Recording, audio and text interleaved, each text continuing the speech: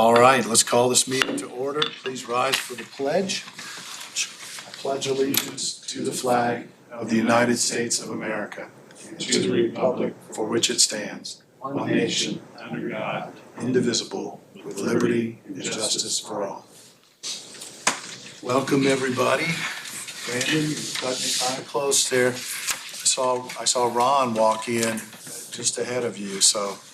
You beat him in the door, so. You sped up a little bit, huh? Okay. Why don't you go ahead and get started and introduce your guests this morning, and we can start the presentation. Yes, so we have Taylor with Vialytics, and he's going to give us a presentation on Vialytics and how AI is changing the highway industry. Okay. And Derek with USI, the partnering team with Vialytics. Okay. Come on up and tell us what you have. Sure. Good morning. Morning.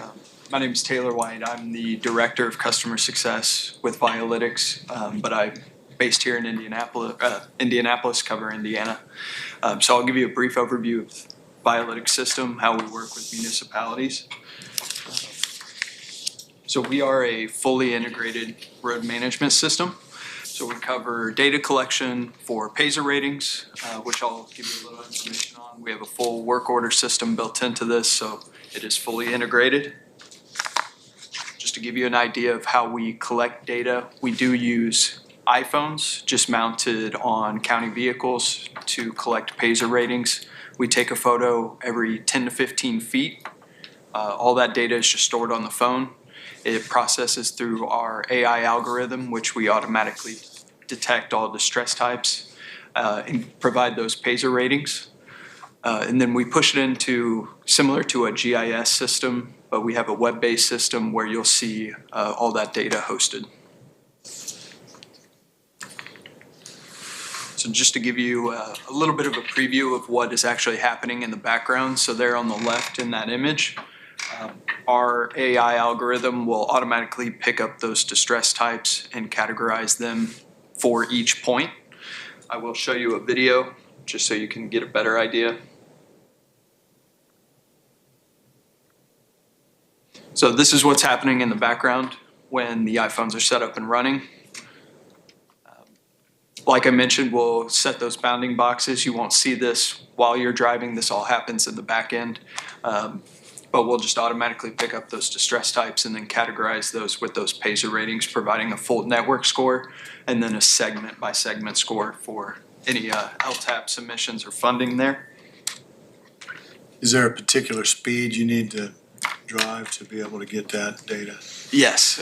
So currently we have it at 40 miles an hour. We are shifting it now to about 65 miles an hour. Okay, Mike, we don't want you driving 65. Yeah. So we push it up specifically for county roads because going 40 on some of the back county roads can be a little dangerous. So we just kind of pushed it up for the county roads. So what I wanted to show you was just a real life example of what this looks like in action. So this is Franklin County, just south. This is what you'll see after all the data has been collected for the network. So you'll see color coding based on Payzer ratings. We'll give a full network Payzer rating as well. All this data can be filtered for. We don't cap the county on the amount of data you collect, so you can go out and drive every day, or you could just do an assessment every couple of times a year. It's kind of up to you, but we don't cap you on the amount of data. Briefly show you. My internet works okay. So what you'll see there are those each individual points. That is each photo that we take upon data collection, so you can access all of these data points individually, and then we'll aggregate that across the segment for the Payzer ratings. Yep.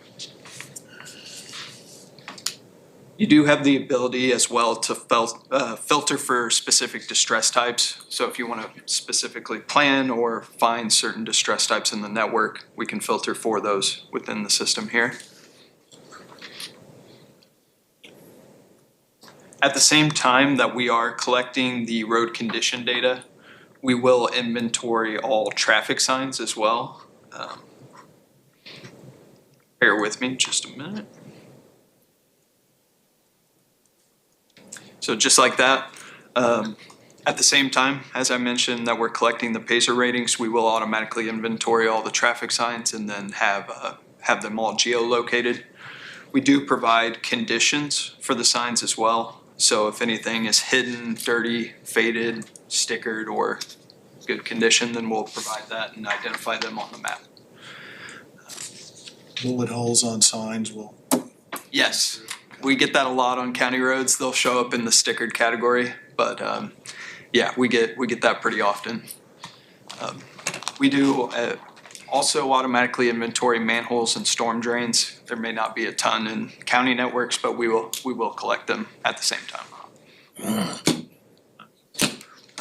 That's kind of a high level overview of what the system does and how it works. If you guys have questions, I'm happy to answer. So what department are you talking about? You just talking about highway department as far as county vehicles? Yeah, it could be any municipal vehicle. It doesn't have to be a highway vehicle, but most of the time it is. And how many would you be ideal to have out as far as iPhones and vehicles? So on the order form for Wayne County, we have 2 iPhones set up as well as 2 hardware kits. It's kind of up to however many you want to use. 2 is a good starting point because you can have 2 vehicles running at the same time to collect data. Okay. But you can have as many as you like. Some counties will use up to 4 or 8 devices. This wouldn't be something we would put out every day. Right. And check them every day. It'd be set them out like when I run the roads in the springtime to see what they're doing. I'd probably set it up on mine. We'd have that rating. And then in the fall, after we do all of our paving, sealing and all that, I can send somebody else out, run the roads, basically collect the data. Then we can see, okay, our improvement went from here to here. And then what I'm thinking is over the years and years to come, all this data gets collected and then it gets downloaded into the LTAP system, the Pacer ratings, into our asset management plan, which then we can draw more reports off of, just to kind of see the direction that the highway is going. And so you go through in the spring, identify what work needs to be done. You do that work, you go back and look at it again. Hopefully has increased the ratings on Right. parts of the road that you were working on. That's then what you turn into. The second one's what we would turn in for our asset management plan, which would keep our rating higher. Rating. And you only have to turn it in once a year. And we ran some roads, with this. We ran some of our county roads that we had graded, and then this system had graded, and it came fairly close. Okay. I think and I just went through a class yesterday on the Pacer ratings and all that, so you can have 3 people run the roads, you could come up with 3 different Scores, answers sure. per se, so you kinda gotta pick and choose, so we weren't far off from what this system had versus what I have, so I think all in all. What's How that? do you do it now? Are you doing it manually, just driving them and? So, yeah, so right now what I do is a foreman rides with me, we run the roads, we decide, okay, we're gonna patch pave this road, we're gonna strip seal it, we're gonna seal it, what we're gonna do to the roads. At that time, we put a Pacer rating on it for what the road condition is right in the springtime. Well, that's what, I don't rerun the roads You in don't the fall. rerun it then, so. So then I think we're right now at 6.22 is what our average roads are, as a Pacer rating from a 1 to a 10. So for the new bill, I think it needs to be a 6.0. 6. Then you can take 60% of your MVH money and it can go towards unrestricted and 40% can go restricted. If you're under a 6, then you gotta stick with the 50-50, which is what we are now. So Which you're means planning you to have do it spend- afterwards? You have to spend more of your money on The roads. road improvements. Right. Which puts us in a little pickle with, because not all your income, your expenses for, working on equipment and Right. salt, your ice sand, things like that cannot come out of unrestricted money. Okay. So that's why you wanna run it in the spring, get where you need to repair. I still need to run it in the You spring. do it in the fall, hopefully they've improved a higher rating, that way. Exactly. I did talk to some guys, some supervisors, they let somebody else run it, and then they take this data and decide what they're gonna do to the roads off of the data. And I think down the road that might happen, but I'm kinda old fashioned school that I wanna see on the Sure. road myself, and I wanna put eyes on it myself without looking at that data to make that determination, so. But I think it will help us out then to be able to do this in the fall, it'll collect the signs, and I think it does the bridges and culverts that we can put into the system also. So what else, what's the benefit to you, Brandon, as the bridge engineer? If you wanna touch on a little bit of the work order. So we have, all of this is done automatically with artificial intelligence with the algorithm. But everything's built out to be imported as far as assets. So any bridges, culverts, we can import in there. And then there is a full work order system tied to this. So every photo, traffic sign, any object in the system can be used as a work order directly. And then we'll keep a historical record of that in the system as well.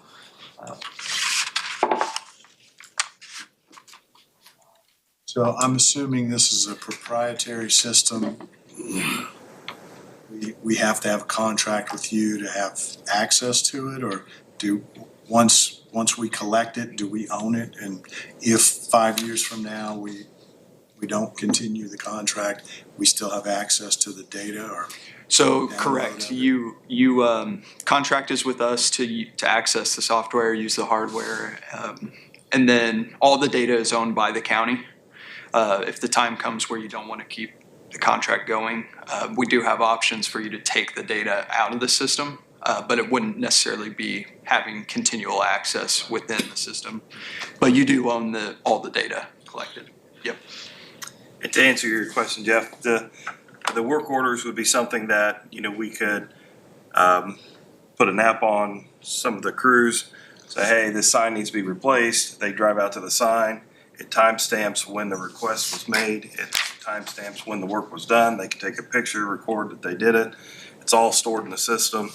Another thing that this can do is on the planning side, it helps tabulate different distresses in the road. It puts a monetary number to it. You can easily select a segment. I want to, patch pave or surface seal or something like that, and it comes up with a budget number that Mike can use for planning and whatnot as well. I think when they do the bridge inspections, when they find a problem with the bridge, they can put that, make a work order system into that as they do the bridges. And then that can come to me to where we can get the bridges maintenance wise repaired and so forth, to where now they have to send a letter out to Brandon, and Brandon has to let me know. We have to go out and look at it, where this will give us a picture and show it and kind of give A us a little work more order on that. less time consuming then. Right. Yeah. So I have a example of a work order here in Huntington County. This is what you would see as far as the work order. Photos of the work beforehand, you'll have the timestamps of everything collected. There is an address. We automatically collect the addresses when the data is collected, but can be used out in the field, like Brandon mentioned, with just an app. But we do keep track of all that information, so what kind of work order it is, who was assigned this work order, as well as due dates. It's fully built out. Your software wouldn't necessarily pick up that there's a plugged culvert. I mean, it's focused on the pavement, right? Not Correct. Yep, pavement, signs, and manholes and storm drains. And then everything else, the work orders can be created from all of that data, or it can be done with our app out in the field. So if the crew has it, then. And you guys have already received a quote from them on Yes. what the cost would be? Yeah. I also talked with Matthew with EMA, and he said that this could be a beneficial tool if there was a natural disaster, flood, took out a bridge. We would have real-time data that we could turn into. That's a copy for Ron as well. Okay. We would have the real-time data to back up any kind of FEMA reimbursement of prior conditions of the bridge or the roadway or whatnot. So he thought it would be another way to help the county. And I would add off that point, any unofficial detours, this is really good for that as well, because you can run out before the detour starts and then collect any data throughout or after that detour and get reimbursement back for any unofficial detours. Any benefit to, and Mike, this might be question for both of you, storm damage as far as trees down, that's something that we do a lot of, or you do a lot of. Any benefit there for this system, or? The biggest thing would be, there's a lot of times when I'm going down the road, you see something, whether that's a tree that's came down during a storm or whatever, it's maybe not in the roadway, but it's in the ditch and it's picked up, or you see a plug culvert or something like that. Well, you can put that into the system so we As a can work order. collect the data as a work order. Sometimes if you don't pick up the phone or the radio and call it in right away, and then the next day you're like, where was that at? And you can't remember. So then this would pinpoint exactly where that spot is at and do it. I think there's a lot that this system can do. There's a lot of learning to go along with it. And what I'm thinking is over the years, and the way it collects data and so forth, for moving the highway forward and down the road, this is getting us into the technology end of it to bring us up to speed to the rest of the world maybe. Okay, so walk us through the cost here. Sure. These are specialized iPhones that you load your software onto, and so we buy them from you. Correct, but phones are just a pass-through cost. It's just to cover the expense of maintaining the phones and setting up the system on there. So just a pass-through cost with there. As far as, so we have 680 miles. We do pricing based off paved centerline miles. So that's where that cost comes from. The two iPhones, total $1,600. Again, that's just the pass-through cost. Onboarding and training, I handle directly. As I mentioned, I cover the entire state of Indiana, so it would all be hands-on, on-site. So we waive the cost of that, and then the cost of the two hardware kits. That just comes with mounts for the phones, any additional hardware to support using more of the data collection side. So it's $324 per mile. It's $220,000, but you're gonna discount 80% of that? Yes, yep. So it And is. Just to interject here, because I asked the question, what happens if that 80% drops? And when I was talking to Slater Rush, who was our representative on site, he said that that's their way in the system of differentiating between a city or municipal pricing schedule versus a county schedule. So that 80% will never drop.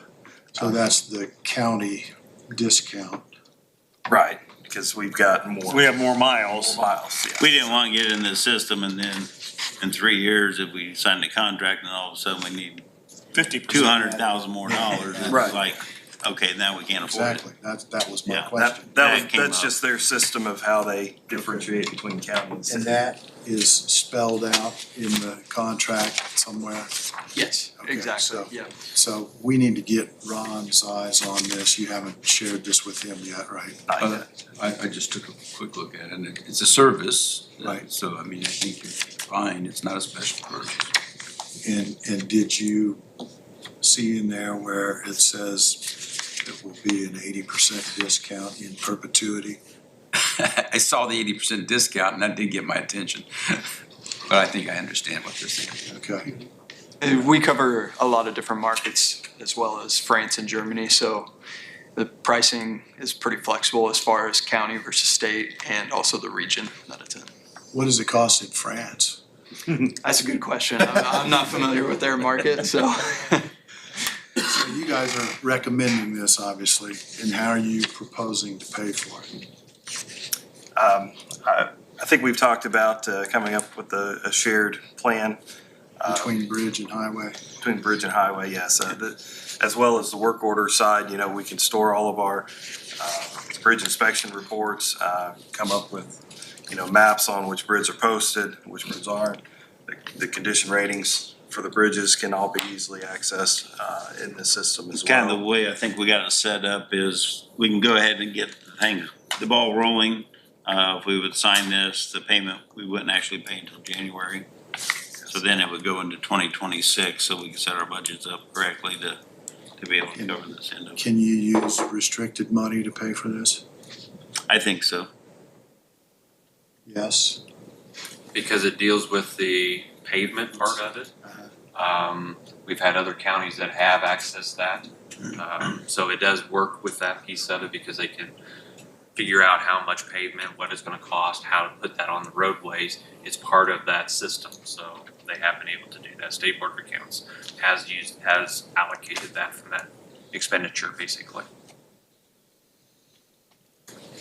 So this would be a $45,664 contract per year. We've got it currently set for a 3-year contract. I think they have a 1, 3, and a 5. So the longer you contract, the bigger the discount per se. So We thought maybe going in the middle at the beginning to make sure we're into it before we do the full 5-year, but then after that, if it would work the first 3 years, then we'd probably look at the 5-year, which would. Right. Is there a term you can go to that can get us 100% discount? We'll do 100 years if we can get 100%. Probably unlikely, but I can see what I can do. It's worth a shot. Yeah. So 45,664 a year plus the onboarding, you're discounting 100%. Correct. See, so 100% discount is possible. It is, yeah. On certain items, yeah. Sharpen your pencil a little bit on the other part. Yep. So you're asking us to decide today? I would suggest you let me take a look at the I was general. gonna say, I was gonna suggest let Ron to look at through the Because contract. they're online, I'm sure, the general conditions. And then, That's what I was suggesting, and you said, I already looked Yeah. at it and it Well, I looks looked good. at this, and and the discount issue. So anyway, then I think also we need we need to to talk to council. too. council to get, their approval for your budget for now. I mean, we gotta figure out how we're gonna pay for this. I know it's in your restricted, but it's gotta be in your budget, so we definitely wanna bring council on board on this one. Maybe we Absolutely. can talk to them. So, it's not gonna take effect until January. Yeah, the dollars. They can, once pay we for it. decide on it, they can go ahead and get started on it. Okay. That way, like this fall, we'll be able to run our Pacer scores. I mean, it's nothing that we have to have this week. It's fine to take some time to do it. We So I wanted to think- bring bring them in to kind of show you what this system was and This looks great. understand the system. Yeah, Looks no, great. I I appreciate think, that. if we defer until the first meeting in July, that'll give us time. Ron can review the contract and we can bring council in on it and Yep. probably have a decision that afternoon. Yep, excuse me. That work for everybody? Thanks a lot for coming in, and we Yeah. appreciate Thank you. you showing us how it works, and it sounds like Mike and Brandon are excited about it. And we'll bring our Pacer score up and stay above that 6, although the good work you're doing, we're above it now already, so that's a good thing. But this should take it higher, so. All right, thank you very much for Thank your you. time, we Absolutely. appreciate you coming by. Yeah, thank you. Brandon, you've got a couple other things for us? yes.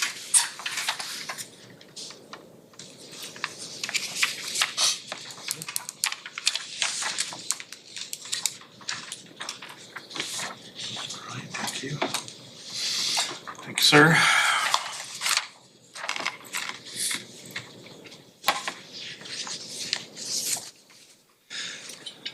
All right, the first thing I've got before you is our right-of-way contract with Waterfall Road, Bridge 716. I know we discussed it a little bit last week, that it was coming. We are ready to move forward in that phase of the project. So I believe it's a $35,000 fee for the right-of-way acquisition, appraising, and buying portion of this contract. So it's a $35,000 increase, so the contract goes to 426, 233.60. And- Correct, yes. You can either have a standalone right-of-way contract, or you can just do a supplemental and add it to the preliminary engineering contract. So that's how that was set up, as an increase to the PE. And have we already funded this? I'm sorry? Have we already funded this? Is it Yes, it's, budgeted line item? yeah, it's been budgeted. It's just, the right-of-way's a couple years after the initial funding of the project, so. And that is a NDOT boilerplate contract. Okay, but I'm pretty sure Mary Ann's not gonna sign this. Oh, So you need- I must have I mean, if you need overlooked that. to, Aaron can go see if she can sign it. My apologies. I can get you a revised title sheet. You probably should apologize to Aaron, not to me. I apologize, Aaron. You're fine, thank you. Those things happen. All right, questions? What's the timeline for that project now? What do we? I think currently, I know it's kind of an aggressive right-of-way schedule due to the delays in the environmental side. We can't really start right away until environmental's done, but we're hoping to let this early next year, February, March. So we're hoping we're gonna get this through. I know this is one of the projects that's gonna have that one unknown parcel owner that we're gonna have to go through the condemnation process on. And Ron's already aware of that. Yeah, so we're gonna try to set up I'm aware of it, I'm not sure what the solution.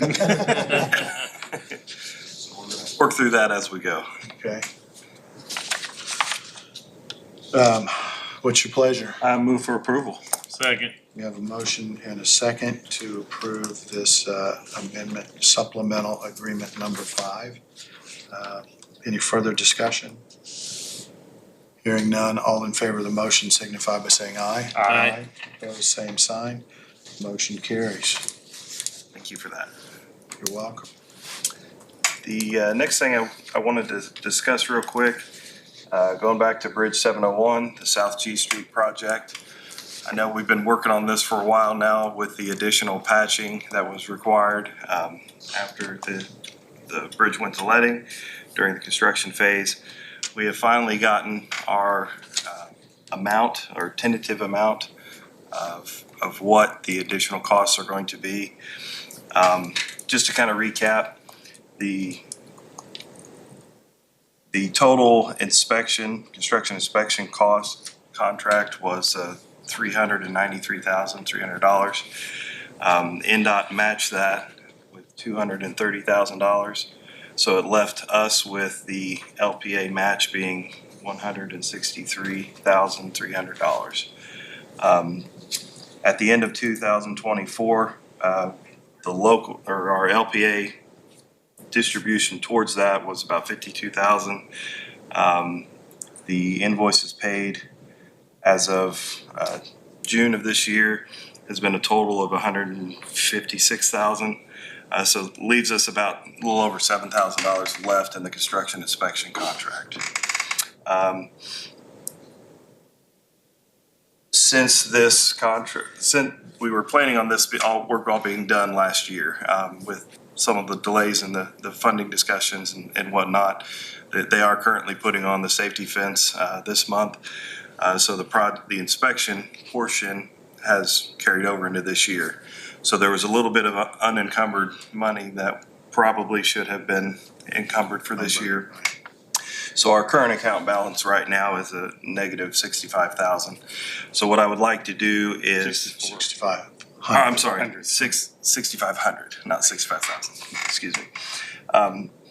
So the change order that we're anticipating for the additional patchwork, the total is 215,000, give or take. So NDOT has agreed to match that at 80/20. So our contribution to that would be the additional 43,000. So what I would like to propose is requesting an additional appropriation for this project of 75,000. That is to cover the 43,000 of the additional patchwork, the current shortage in the account now, and the remaining inspection contract, and maybe a little bit more in case there's just a little bit, the numbers changed slightly, so. So you're 56,000 in round numbers, and you want to ask for 75,000 in case there are additional overages. Correct, yes. I know in the design contract, they have a post-construction services portion for if there's a, question on the shop drawings or whatnot. So there is a little bit of the design costs that may be used. I wouldn't foresee that, but we do have a little bit left in case we do need to contact a designer for some post-construction services. And you're gonna ask for an additional appropriation, so we need to get that advertised, and is that already started? I talked to Max Smith last night, and he said to bring it to the workshop tonight. Okay. So I'll be presenting the same thing to them to get it advertised and go through the process. But just wanted to make sure you guys were aware of it too. Do you want to take a vote to recommend that the additional? I'll make a motion that we recommend to council that they fund this, so. I'll second it. We have a motion and a second to recommend to council an additional appropriation for this project of $75,000. Any further discussion? Hearing none, all in favor of the motion signify by saying aye. Aye. Opposed, same sign. Motion carries. All right. And we do have the funds available within the breach fund. I knew you wouldn't have asked for it if you didn't have it. And Okay, that's all I have today. and this contract we approved, and can we just cross out Mary Ann's name, Ron? And I Rob would and prefer Aaron's you to name? do that rather than sign her name and your initials. My name is on here. It's Aaron's that's not on here. Let me so- call her real quick, make sure it's okay. Go ahead and cross it out. Thank you.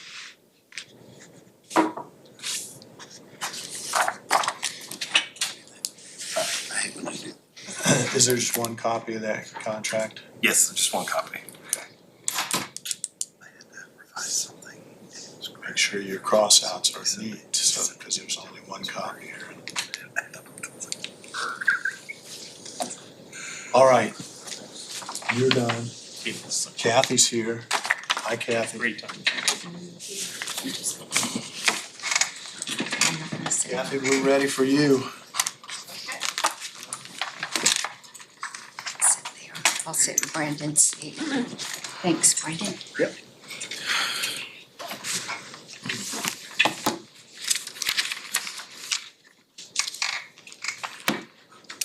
Thanks for coming up today. Hey, Appreciate it. I got here, it's gonna pour down rain any second, Yes. so I'm like, Of course, I have a Oh, construction project going on. It has to rain every day.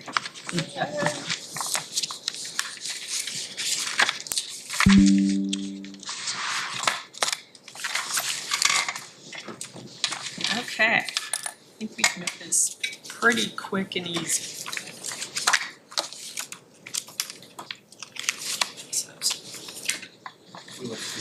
We're going to talk about where we are on the budget, and what we're expecting, and our open enrollment period isn't until like October, November for January 1. So any benefit changes, we've got plenty of time to decide exactly what those are. But I'm going to give you a little taste here what it might look like. Okay, first page. Picture says 1,000 words here. So as you can see, if you look down in there, the purple dotted line is medical inflation, which we've gotten from some of the top consultants like Mercer, Powers, Waterhouse, Cooper. They're all in the 7 to 9%. So we use 7% for that purple line. So as you can see, it's just going up. And this is your rolling 12 months for the last 3 years, since January of 23. So each point on that map is the prior 12 months, okay? So as you can see, we're just inching up pretty steadily, and you're the red line, what your trend factor's actually been. It's mirrored what they're predicting. So to say, hey, let's cut everything, cut our budget and all that, that's not what you're seeing in actuality, okay? So with that in mind, next page is your aggregate report. just a little review. You buy two types of reinsurance. Okay, you're self-funded, but you buy policies, two different policies to protect you. So on an individual, you pay the first $150,000 per year. And your year starts July 1 through June 30th. So we're coming up to the end of your plan year, and we've already done the renewal for July 1. So reinsurance is in place. The second one is your aggregate, and that means you're insuring the group as a whole. So if your claims go over, it says attachment point up there in the left-hand column, 3.471 million, then you're gonna have an aggregate claim, and you're gonna get a reimbursement over that dollar amount. So right now, if you look on the right-hand side, we're 112% of that aggregate.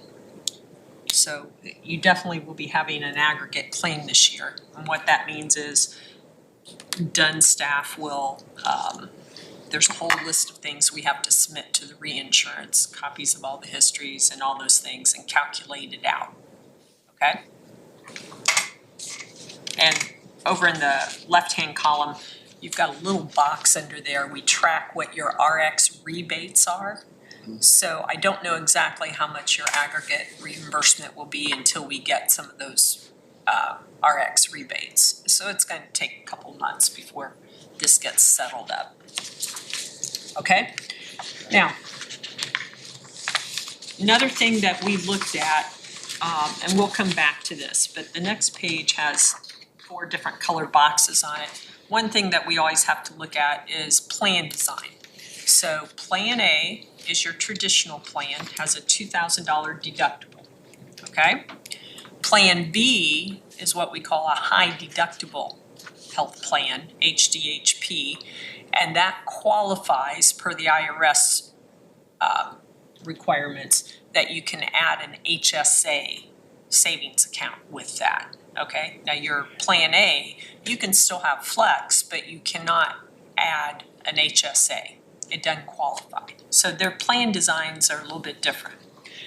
On Plan A, you have drugs that have copays. Okay, that's the traditional way. You don't have to meet a deductible. You go to the drugstore and you might pay $5 for a generic, and that's all the patient sees, the employees see, is the copay or a percentage. So we just had TrueRx run some numbers for us. So on Plan A, the orange box, we increased the Plan A copays. They are current up here on the very top, $5 for Kroger, Phillips, Midtown for generic. For 90 days, it's $10, okay? So we doubled that, $10 and $20 for the 90-day. So the savings is down the right-hand corner. It says $12,747. So that one tweak would produce another $12,000 savings based on the last year's claims. And that's based on 120 people have Plan A's. Am I reading that right? Correct. 120 members. So, yeah.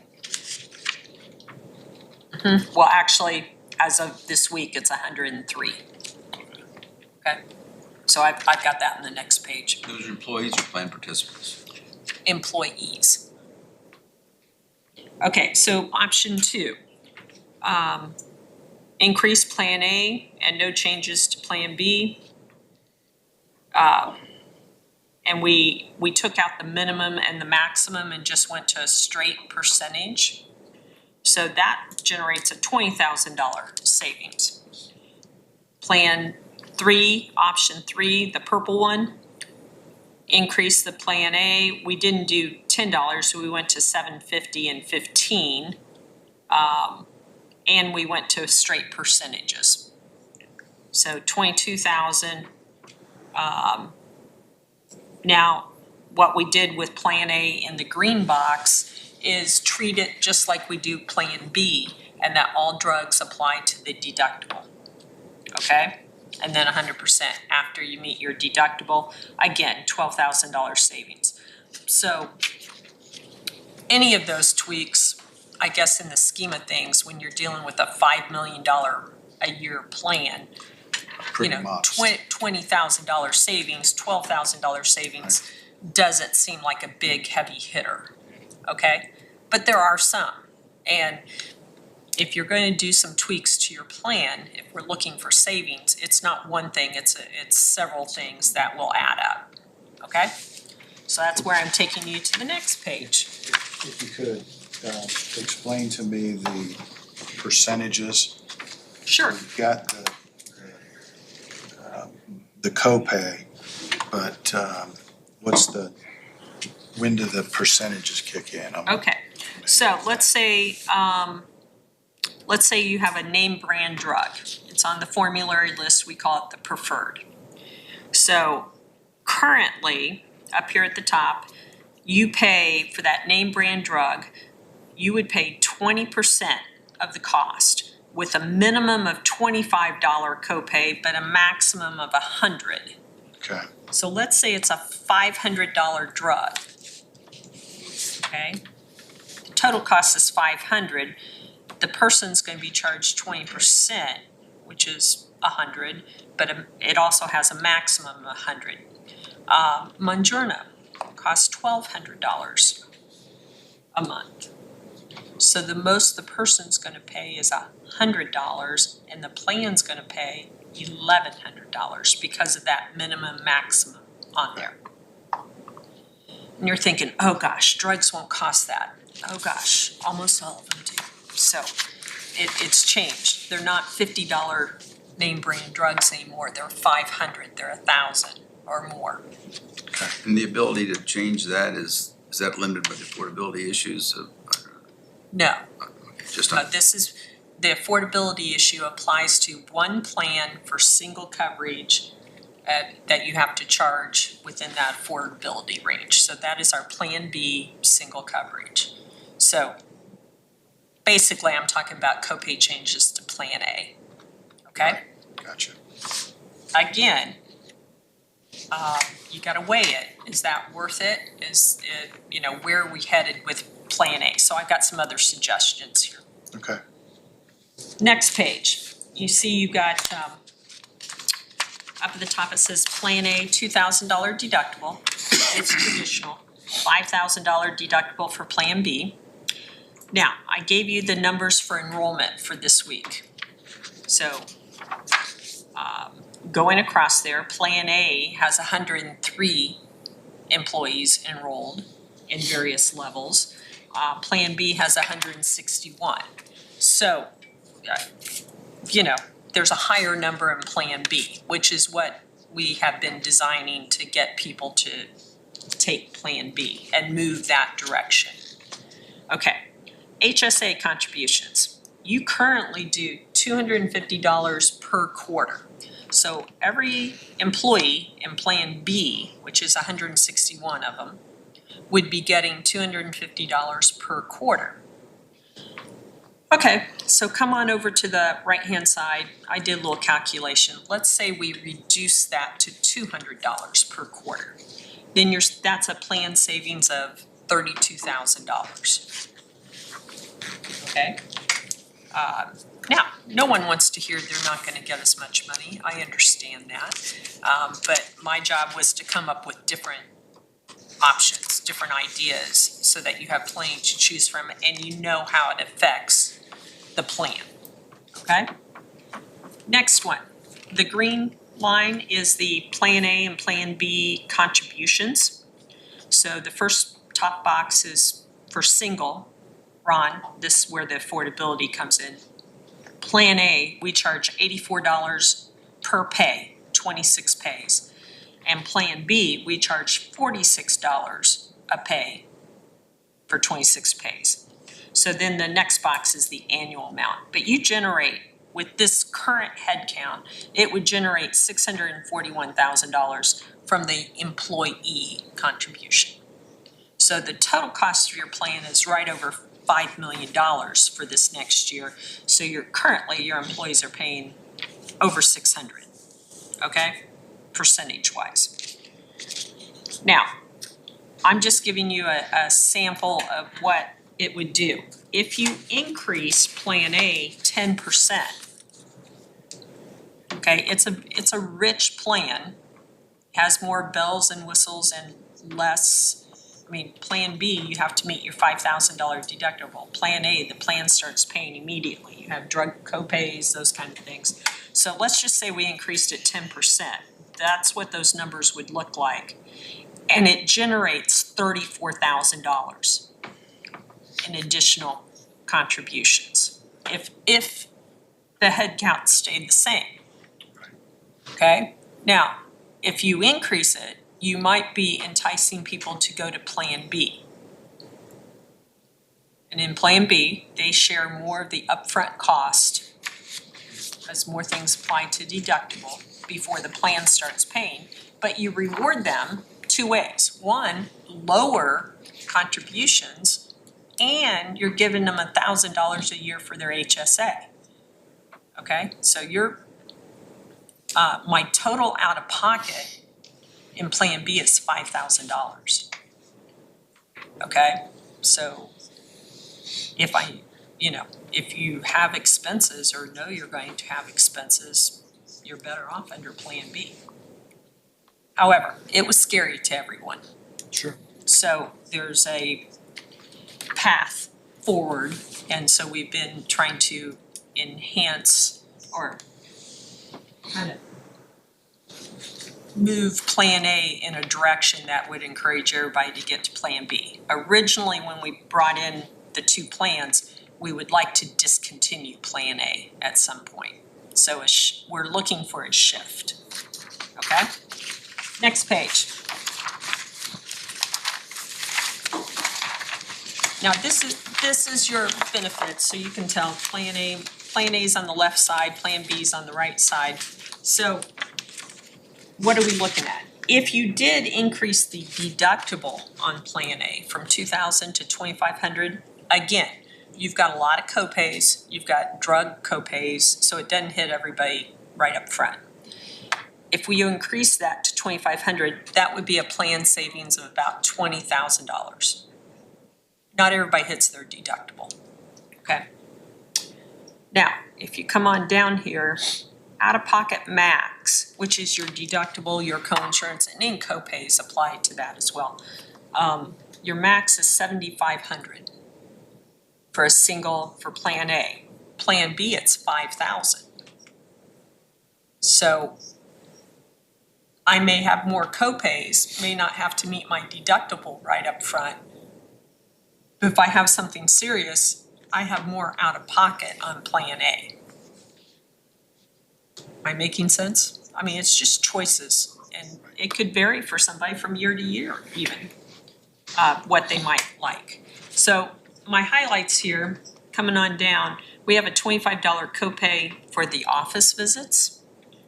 You could remove that copay and just have the office visit apply to deductible and then pay to 80%. That'd be a savings of $9,000. Urgent care has a copay, $50. You don't have that much use of urgent care. They do use SwiftMD, which is now called Revive, and we have some other appointments that, they just don't use the urgent care very much, which is great. So we said probably $1,500 savings. Emergency room, you have a $250 copay. Just remove that, pay everything 80%. By the number of visits, it'd be about an $5,000 savings. Okay?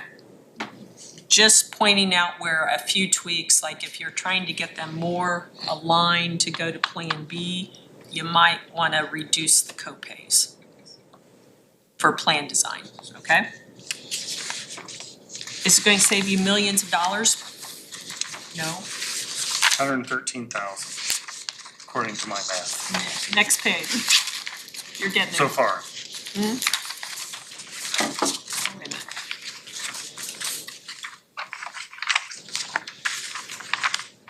Okay. Next page, we've got our drugs on there. That's just part of your scheduled benefits there. Vision benefits, we went up to $400 last year.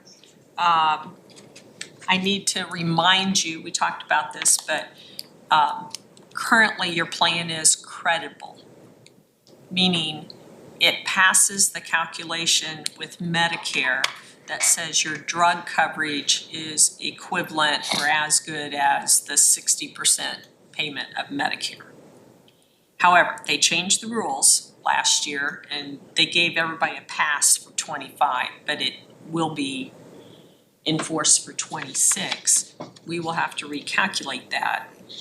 And we're supposed to do it, we combined your two plans together. More than likely, Plan A will still pass it because you only have a $2,000 deductible. But Plan B could result in a non-creditable plan. What's that mean? It means people that are Medicare age, Medicare eligible, who did not take out Part D could pay a 1% penalty per month for the months they don't take out Part D. Okay?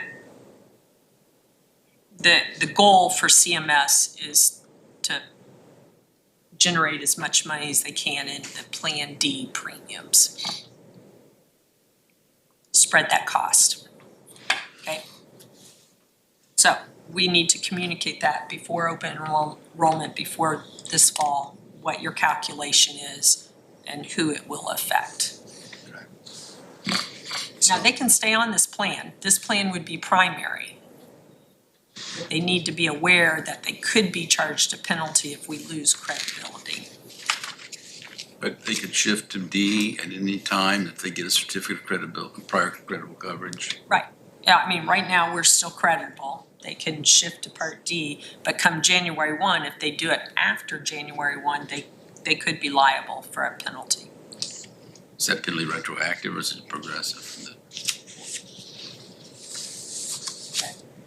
So, more to come on that. I'm just reminding you, so it's not foreign language. And that's an issue for open enrollment to make sure people Correct. understand where they're at, what the implications are. Correct. And so if somebody then opted into Part D Medicare, they could still be covered, they would still be covered by our plan. Right. But not for prescriptions? No, for Or- prescriptions too. So the Medicare would be secondary to our plan's coverage. And do we allow, I didn't think we did do it, we don't allow even during open enrollment bouncing back and forth, or do we? From plan A to From plan A B? to B. Yes, we do. Say that again? No, wait a minute. Can they go? No, we don't. We No. closed Plan A. I'm Yeah, sorry. Closed Plan Plan A A. is, yeah. Plan A yeah. is closed. Sorry. That's okay. Just Plan B for new hires. Right. And you can't switch Correct. back once you move to B. Correct. Okay. Then I did stick down here, right at the bottom. So under a traditional plan, what's the out-of-pocket max? The IRS for 2026, a single is $10,150.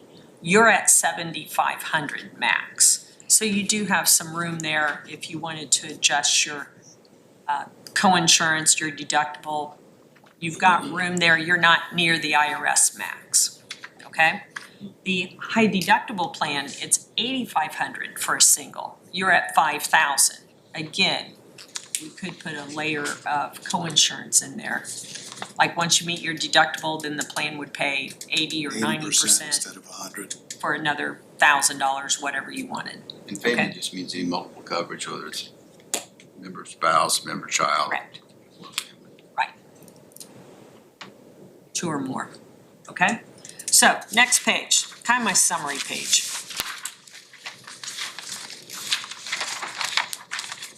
Okay. I hope I got the right numbers here. You help me if I don't. I think your current budget is about $3,995,000-ish. Yes. Okay. Then the employee, again, the head count varies. We're on track, excuse me, to receive a little over 600,000. So I rounded there. So we're getting, your funding this year is at 4,595,000. So let's say 4.6 million. Is that, am I in the ballpark? Yes, Okay. very close. So our renewal quote, when I was here a few weeks ago, the bottom line is $5,048,000. Okay, that's in the next column. So the difference is 450,000.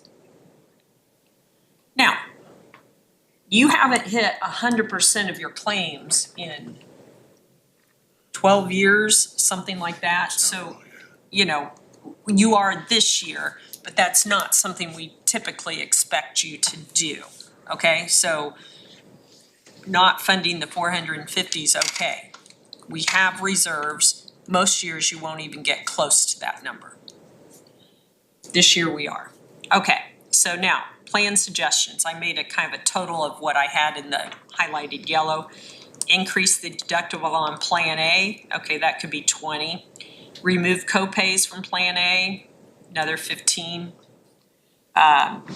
If you decrease the HSA contributions, that'd save you 32,000. Increase Plan A contributions at 10%. Again, it could be anything, but I calculate what 10% is, 34,000. Now, the other one I'm saying is we need to add CanRx, and we've talked about this a couple times, but I'd like permission to go ahead and add this. It's a free program to you with no fees. It's international sourcing for your drugs. I just did a Skyrizi for another group, and it's voluntary. However, if you do it, there's no copays with those drugs. So there's benefit to the plan participant as well as to the plan. Right. Skyrizi costs about $22,000 per month, and we're getting it for about $12,000 for 3 months. I thought we did this. Well, we We never, talked about it. we talked about it. I think I'd we like should. permission to. I thought we did, but yeah, I definitely, I agree. I would already assumed that we had already agreed to do that. I thought that it was in place, but it was up to the employee to then to make the Well, it enrollment or wouldn't, election. you didn't officially say start it. and- Okay, and we let's get the officially say. paperwork. I'll make a motion that we approve Perfect. CanRx. Second. A motion and a second. Any further discussion? Hearing none, all in favor of the motion signify by saying aye. Aye. Opposed, Thank same you. sign. Okay, it'll be started this week. 'Cause Thank you. we have a couple drugs right now that we could I thought we make already. significant savings on. That's awesome. So all these other things, I mean, 2 drugs could save us that much Right. Yep. altogether. I mean, you know, so we add that, this CanRx report, like, if you look in there, we're gonna save, the estimate was over $100,000 on the drugs from last year, okay? Now, again, it's, does it have every single drug? No. There's actually 2 formularies I'm gonna leave with Kim here. If you have, if you're on Plan B, you're not supposed to get your drugs for 0 copay. They're supposed to apply to, there's a whole list of preventative medicines that you can get with CanRx. Okay, blood pressure, all sorts of things, cholesterol medicine, name brand that you could get that are classified as preventative. Okay, so a little bit wider list for Plan A, but our drug cost is a lot higher with Plan A participants. Okay, so yes, and we have about half our plans now have CanRx, and we're working on some other solutions as well. So once they're into Plan X, what's the obligation on the employee then to utilize it? How do they, I mean, how do they know? We actually track it. No, just for the record, you have to fill your drug one time here in the US. And then we'll see that, flag it, contact the patient, and we have CanRx reach out to the patient. So it's kind of a one-on-one thing. And then they get mailed, shipped to the house, to their homes, right? It's just mail order. The, Now, the new bill that President Trump wants passed would open the floodgates to be able to import all the drugs at the same cost that everybody else is paying. Like, if Europe's paying $80 for Monjurno and we're paying $1,200, we should get it for $80. Is that gonna work?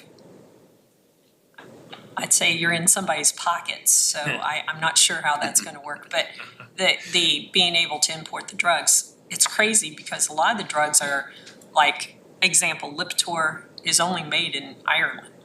We do import it. Right. Already, so, you know, it's breaking down some of the old contracts where middlemen are making a lot of money. The increase you're suggesting for Plan A is 10%. That's a nice round calculation. If you said 5, I can take half of that number, or, And so let's dig into that for a minute, because we have not had an increase, I believe, for the last 2 years. Correct? correct. Maybe 3, Yeah, I think it's 2. 2, I think it's 2. It might be 2 or 3 years. Yeah, and so this year, and part of the justification for that was had a really good year plan. We ought to reward the participants, but this is not a good year. No, it is not a good year. And so we ought to pass on some of those costs. When you and I talked on the phone the other day, I think you mentioned 12 or 13% is the share of the plan Yes, that employees are funding with Right. their contribution or premium. And that's, significantly below where a lot of plans are. correct. And at one point, we had a target of 80-20. I don't think we ever got to that. But 13% is negligible. I don't want, if we're showing a growth of 8%, Correct. there ought to be some kind of additional input from the employees, in my opinion. And so whether that's 10% or 5% or 6.5% is something we can talk about. Well, let me give you a couple numbers. Sure. From your renewal, which I'm looking at the summary from last year to what we're renewing with July 1. Your bottom line cost goes up $681,000, which is about a 15% increase. So for you as the employer to absorb the whole 15% increase and not pass any of that on, you're getting further and further behind. Exactly. And I think most people, Kim, you'll have to weigh in on this. Most people would rather have a small increase than to let it sit for 5 years and have a huge 50% increase. Home budgets don't handle those huge jumps. So from a personnel standpoint, it's easier to deal with if it's incremental. And there have, over those last 2 years when we did not increase, it was pretty reasonably generous increase in salaries based on, compared to inflation. A couple of years, when we coming out of COVID, inflation was way up there, and I don't think we matched that, but it's been a relatively steady increase in salaries.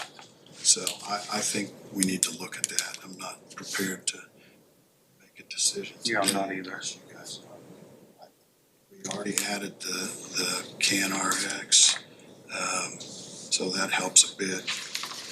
I'm not really sold on increasing the deductible. It's pretty modest.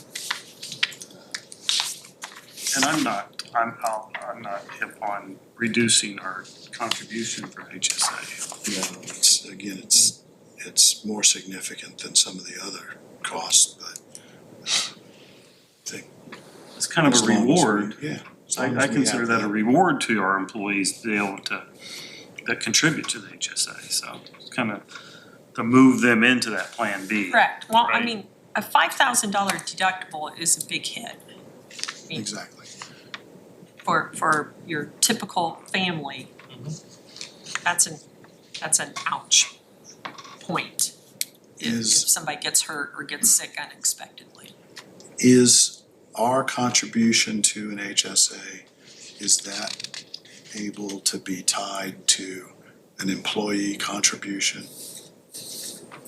In other words, we'll give you $100 if you contribute $100. Yes, I have seen that. I don't think there's any regulations that would prevent that. You know, to me. You know, most employers don't contribute to the HSA. Exactly. So you're, if you asked me 5-7 years ago, yes, employers were doing it the first year to entice people to try it. And then they definitely during COVID backed off those deposits. There used to be a limit on what a government entity could do based upon the state's contribution.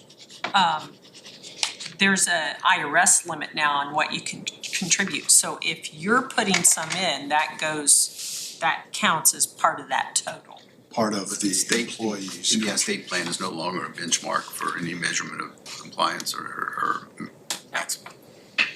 We just gotta follow the IRS. But I do like what Jeff's saying, if we're gonna contribute to it, there's gotta be I kinda like the match. Yeah, use it to encourage, because, you know, if you have a year where you have that $5,000 early on in the plan year, a reasonable approach to that is I'm gonna put in a little bit out of every check so that when I do have an issue, or my kid has an issue, I've got some money built up in my HSA to help cover that, so that the Correct. whole It's not use it or 5,000 lose doesn't it. have to come out of No, my it is not pocket. use it or lose it. And you take So- it with you when you leave. You own Yes, it you own it. once it goes in. There's definite advantages to an HSA. I like having a baseline and then a match above, you know, however that may look. And I like the match, because that will help encourage, I think, that plan, But we've got some time to so. Yes, you work through do. this before open enrollment.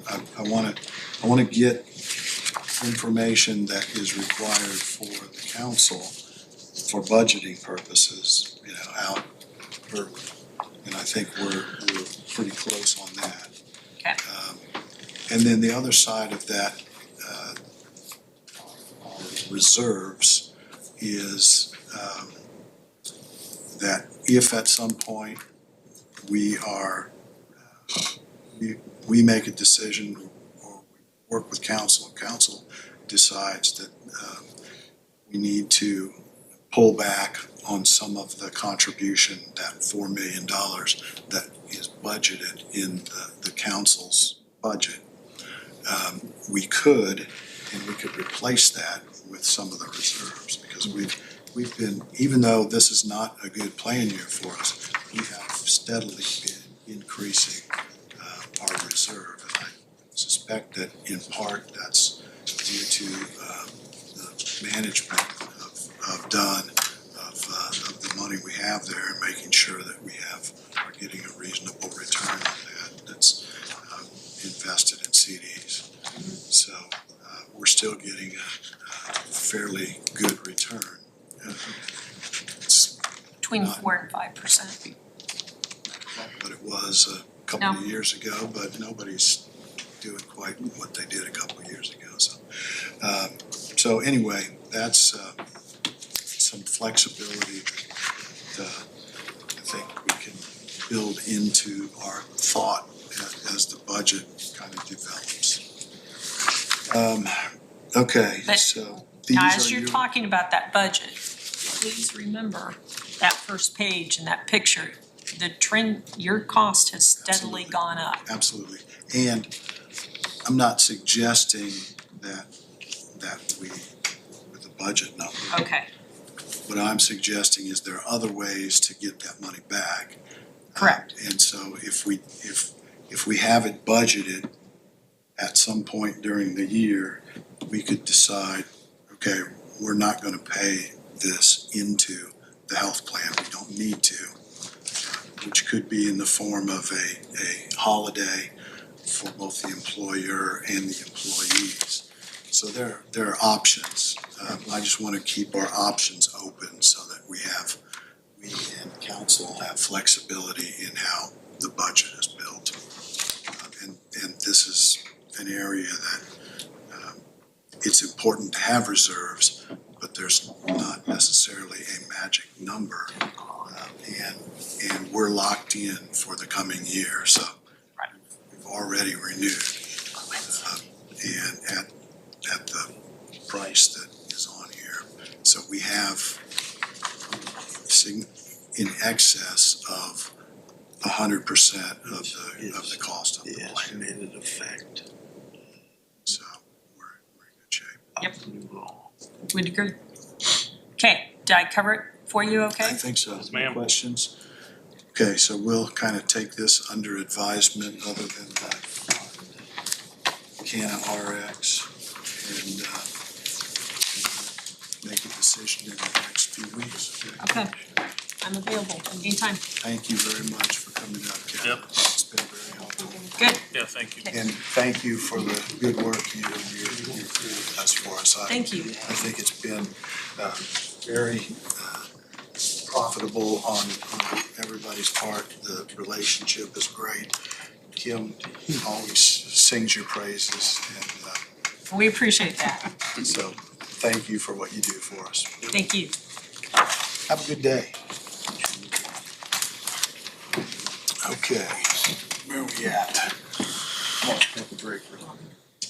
Okay, Looks like we're taking a break real quick. looks like Ron's taking a break too. So why don't we go ahead and do the minutes and the I would love to do that. we are not. Oh. Couple of our participants are. That's right. So let's go to, do you have the minutes? I do. I would like to make a motion to approve the minutes from June 11th Commissioners Meeting. Second. We have a motion and a second to approve the minutes from last week's meeting. Any further discussion? Hearing none, all in favor of the motion signify by saying aye. Aye. Opposed, same sign. Motion carries.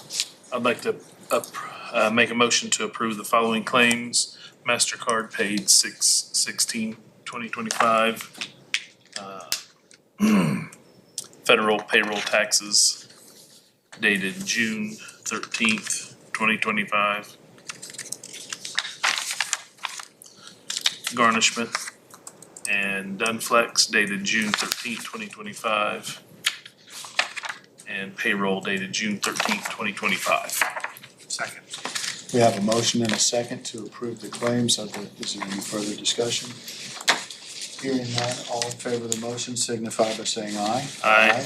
Opposed, same sign. Motion carries.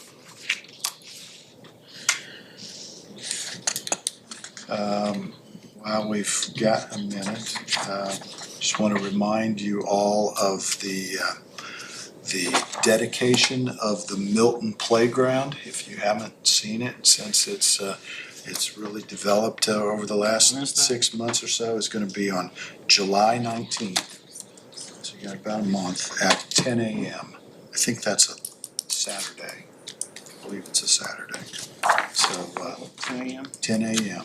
I would What was the date again? July 19th, 10 a.m. It's That's also Williamsburg Community Days. is it? Well, it's a really good, it's a nice park. It really is. They've done a lot with that. Okay, Mr. Higginbotham is joining us. What have you got for us today, Steve? All right, looking at your project sheet, just a couple of things to update and then a couple of things to go over. The annex generator, again, still working through the punch list. We're getting close to that. Friday is the 2-hour training session on the system that was part of the original contract. Once we get that done, then we're gonna have to start zeroing in on our discussion with respect to the losses that we are suggesting that we had, during the construction. So because we're gonna need to start moving towards substantial completion, which then we need to start, paying out what we owe and what we may not owe. The parking lot at the fairgrounds, talked to Brandon. They went out and shot some additional elevations the surveyor did, and Brandon thinks that he can have this report to you next week. Okay, and let's just take a minute here. The auditor has had some concerns and expressed those a number of times about using the highway department to do projects for the county. And so he's talked to Mike, I've talked to Mike, I've talked to Mark. There appears to be, because the highway department needs to track all of their expenditures by restricted and unrestricted.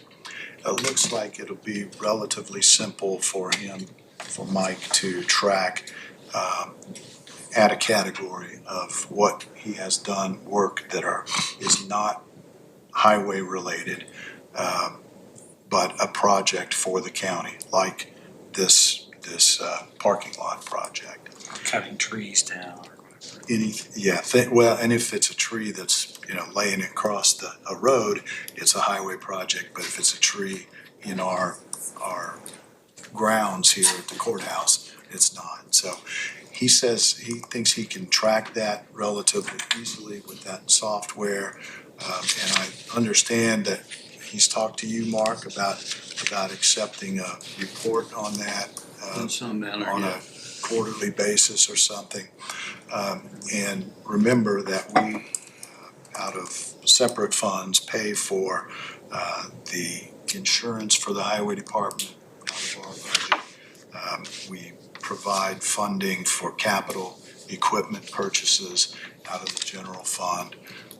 And that's allowable, certainly, but that could be used to offset the cost of these projects that are done by the highway department for the county that are not directly highway related. Seems like Mark is comfortable with that, gives him the information that he needs, and Mike can track it fairly easily without a lot of extra work. And so hopefully we have kind of reached a happy medium there, and we'll start getting reports on that in the near future from Mike. So anything you want to add on that, Score? No, the only thing I would add is what brought this up was a law that dictates or says how we can spend gas tax money. And I've been trying to work through this for a period of time now, probably a year, in solving how are we going to offset that expense with county money, as Mr. Plaster just said. Okay. Sorry, Steve. Let's go back to you. Okay, and then on the maintenance, building security fence, remember you've taken those quotes under advisement, and then looking at a larger project for that renovation on the west side of the courthouse and adding to that fencing around the chiller.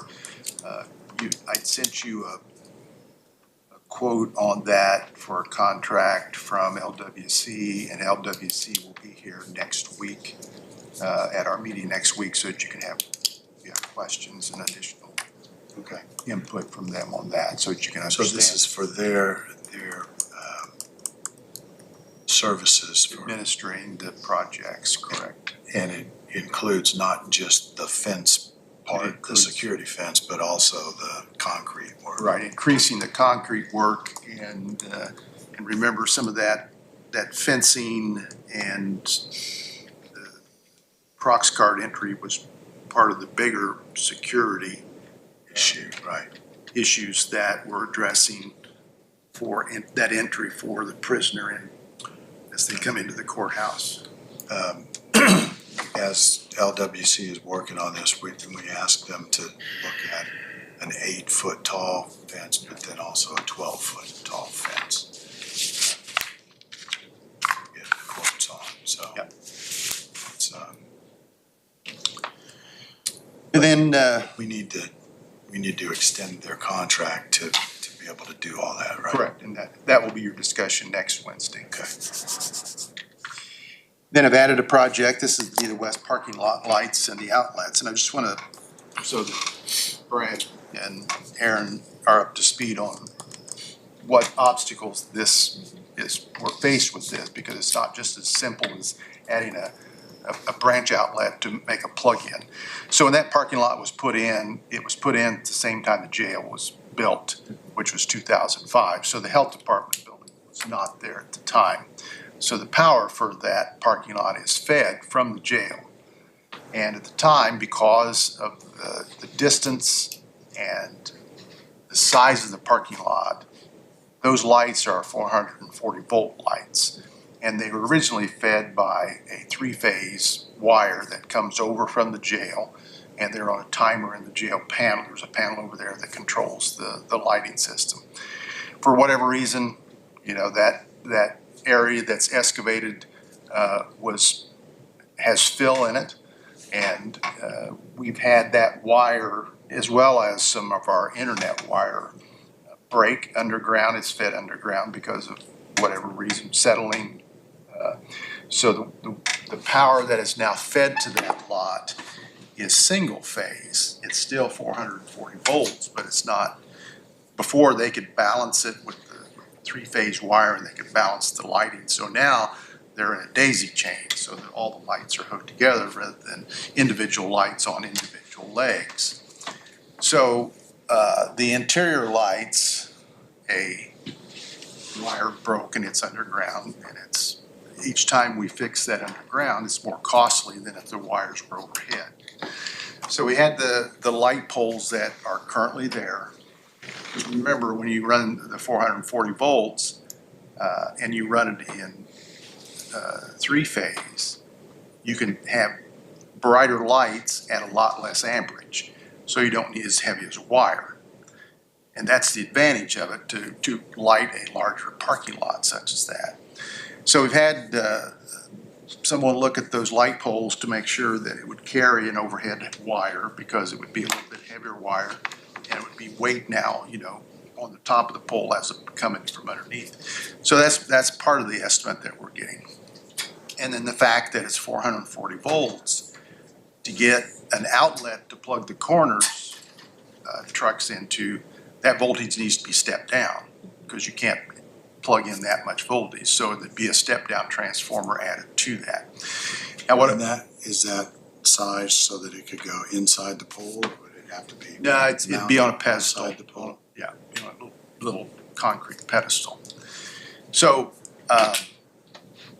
but one of the things I've also asked them to do is, we've got a similar setup. It's not a plug-in. We've got lighting that's in the US bank lot are 120 volts. So we run those directly from an RP&L access point there on the southeast corner of the US bank lot. So I've asked them to also look at whether it would be cheaper to make this 110 volt panel outlet cheaper, just to run it on a separate meter from an RP&L outlet, which I think is on the southwest part of that lot. So to make a long story short, it's a little more complicated than just adding a plug-in at that light pole.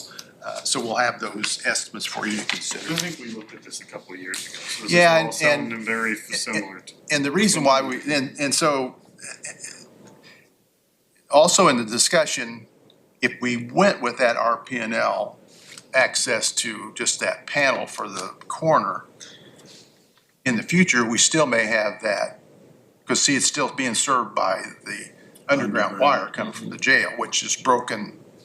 It's be 3 times. We've had 3 issues over the years, so that still could be an issue. If that happens again, then I would think that we would run it from our health building. Just don't even have it going over to jail anymore. Right. So that'll be Would- for it. Go ahead. Would we wanna look at different lighting in that parking lot, or is the lighting poles and the lighting okay at this point? They're okay. Okay, And obviously, if you change the fixtures, that's a added cost to Right. it. But they're still all functioning as they should. And they are functioning now, cause I know they weren't. No. Except for the ones Except for in the the ones in middle. the center. The center ones are Yeah. not still. Right. That's part of this quote that we're getting. okay, perfect, thank you. And then the courthouse front entrance, they still continue to work. The planter's been poured, just as your home project. What's the estimated What's time? the orange stain that is on the concrete now? I don't know. Did you see it this morning? They just. Is put it where on. they're gonna sand? Is it I don't something know. to, It's so just, that it gives them a, it's just orange. it's just orange? All I know, it's just orange. Do you know when they're estimating? I get a lot of questions from people. in August. court. August. August 1st or just August? August. Okay, thank you. Can't narrow it down to a day. 2025? Good question. Good question, The Ron. weather has not been particularly cooperative hasn't. for that kind of work. It's rained for 40 days. Exactly. And We 40 need to have them nights. start building a boat. And then the Prox card lock system, again, that still continues on schedule. I'm still doubtful that we'll get this finished in June, but I think it'll be finished close to that. Couple of things on that project. I've given you in your stack of information. There's a quote from Security Automation Systems. And what this is, remember when we first quoted this project, we did not include a second card programming system. At the time of the discussion, we were gonna use the system that's in the security office, but remember that we've had several meetings since then, and we've decided that we want a second system over here in the HR department. So this is a quote for that second computer, printer, and cards and software license to do that. Obviously, we need to do this if you still think you want to have that second station. I think it's imperative, and I think, didn't we talk about paying this out of our one time? Okay, so you ready to go on this? I'll make a motion that we approve this. Do we have space to put, because this is gonna take some space for workstation, right? Yeah. Do we have a space? Yeah. Okay. Yeah. Second. All right, we have a motion and a second to authorize the purchase of this security camera or system, the Prox card system. Any further discussion? Hearing none, all in favor of the motion signify by saying aye. Aye. Opposed, same sign. Motion carries. You want lines to come in at 10? Yes, are they out there? They are out there. Yeah, let's go ahead and do that. Thank you.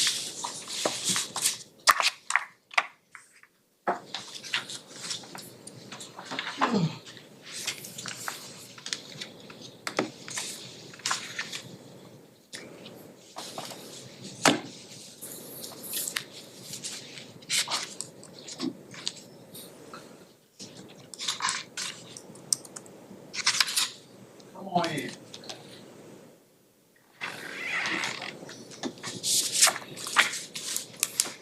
We wrote a song with that. Hi, Danita. Good morning, Sheriff. Hi, Andy. Hi, Mike. Good morning. That's fine. Everybody, good.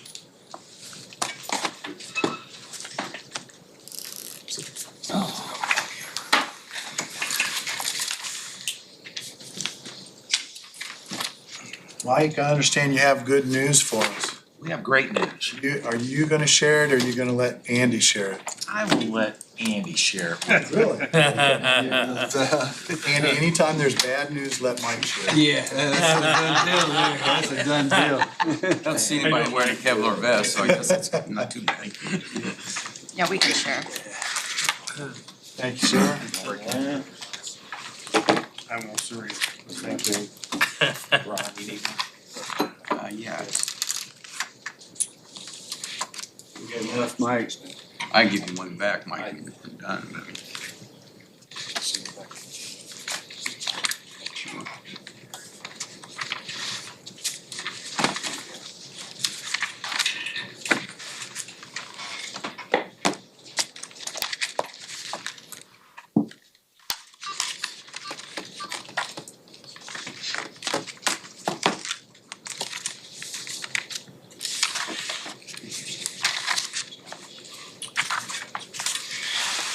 Whenever you're ready.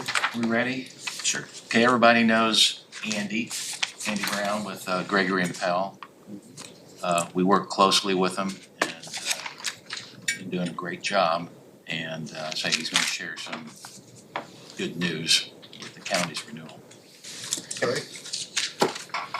So, appreciate the opportunity, just kind of touching on some subjects. Just a brief overview of the current public entity marketplace, if I could. Mike, county reached out to Mike about a pencil placeholder in your budget, and it's just such a crazy world. I gave him a number, and let me try to beat the heck out of it, and I think that's what we did here. Travelers is probably the leading provider of public entity insurance in the country. As you know, if you've attended some of your county commissioner association events and all that, you've probably heard some clamoring from some of your colleagues. In the state of Indiana, the public entity marketplace for counties is pretty non-existent. There's about 2 right now that will really play, and then a lot of it is over the jail exposure. Wayne County is not one of those, and so I compliment the commissioners and the sheriff department because law enforcement is an extremely hot button right now with the police chases and pursuits. The plaintiff attorneys have been empowered by an empathetic judicial system, and insurance companies are really concerned about going to trial. So they've empowered not just the insurance companies, but the empathetic judicial system has allowed I hope nobody's a plaintiff attorney in there. But, demand really high settlements, and they've been awarded. So law enforcement continues to be a strain specific to counties. The jail exposure is significant, and that is really what's driven a lot of the few remaining public entity markets out of the marketplace for cities and counties. Not just in the state of Indiana. Fortunately, we still have pretty strong tort limits with the $5 million aggregate, but a law enforcement situation can go federal, and there's no tort limit in federal. So that's just a brief overview of the marketplace. And also we've talked about you have 91 brethren out there, fellow counties. Because of the strain in the marketplace, a lot of them are going to be driven to insurance program structures that they're not familiar with, i.e. larger deductibles across the board. There's a few counties, and in the olden days, 4 years ago or 5, I would always advise a client, because there would be a reduced premium with a higher deductible. And I'm talking about your liability lines, public officials, law enforcement, general liability, auto liability. There's a premium reduction that, and people like that premium reduction, but if you don't have your back room in place, it's going to implode on you.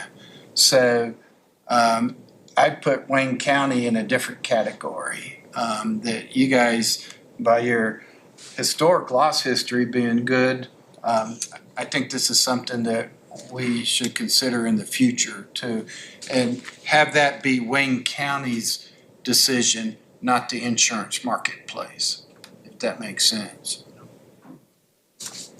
Any thoughts or questions? Not yet.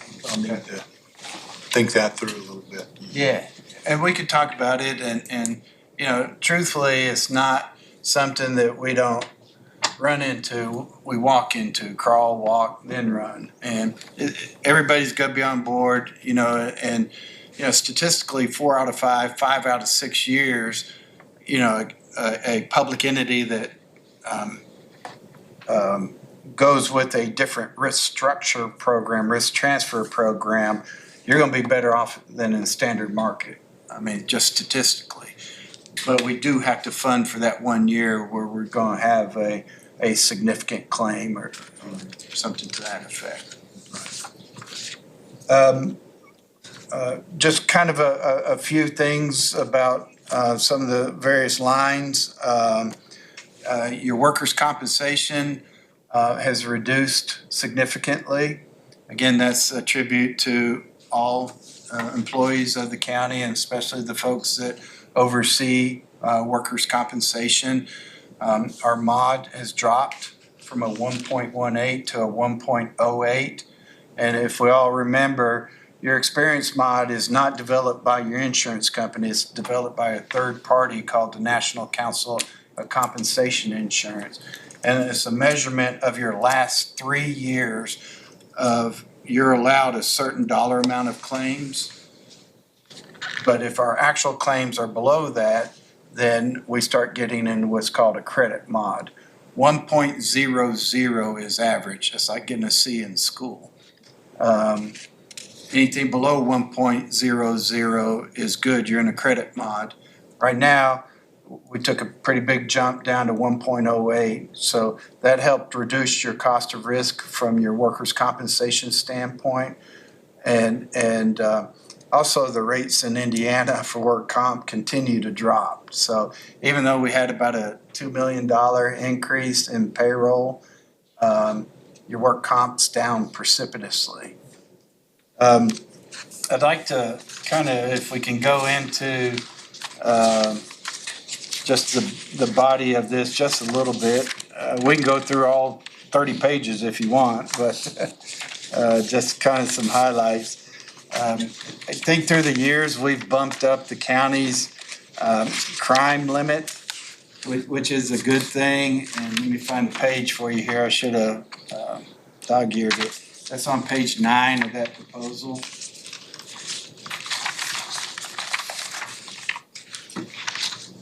So, you know, I think from a county measurement standpoint, we have a good limit platform here, and we used to buy, most insurance buyers used to buy this for the employee dishonesty coverage. And we still do for that. Can't tell you how many times we get a employee dishonesty claim. State Board of Accounts comes here for 18 months or whatever, and it's significantly more than we thought it was. So good coverage platform here, but I'll point you down to halfway down the computer fraud and fund transfer fraud. Those are cyber exposures. And if the county experiences one of those, then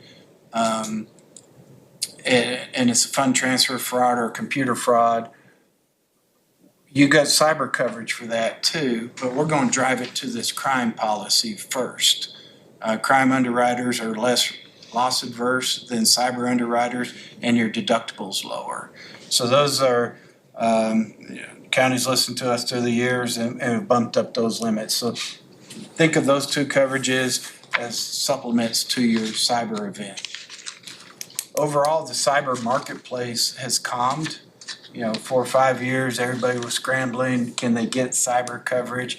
Especially public entities, with respect, that caught a little flat-footed with the cybersecurity efforts that underwriters were now requiring because they were getting hammered with claims. Multi-factor authentication, endpoint detection, segregation of out-of-date hardware or software. Now, fast forward to where we are, most insurance buyers for cyber have installed or put those in place. The county was always in a good shape, frankly. But most other buyers, and it's really curtailed the bad actors. Cyber coverage is staying the same or actually dropping a little bit these days. So, but as I say that, we've got 2 insurance companies that have just experienced ransomware events. And we had one last year that chose not to pay the ransom. So, that's kind of the highlights I had for my thoughts. So we get to the overall premium page. I will say one other thing before we turn there. The auto, we are need to go with a little bit higher physical damage deductible. Most insurance companies, with respect to the weather out there, are underwater on auto, specifically physical damage. Vehicles are more expensive. They got more computers, sensors, things of that nature. Body shops are jammed. It's hard to get parts. So most insurance companies are addressing that through a little bit more of a risk sharing method of higher deductibles. So those vehicles under $100,000 is going to be a $2,500 deductible. Those vehicles with over $100,000 of value is going to be $5,000. So now we're on page 21.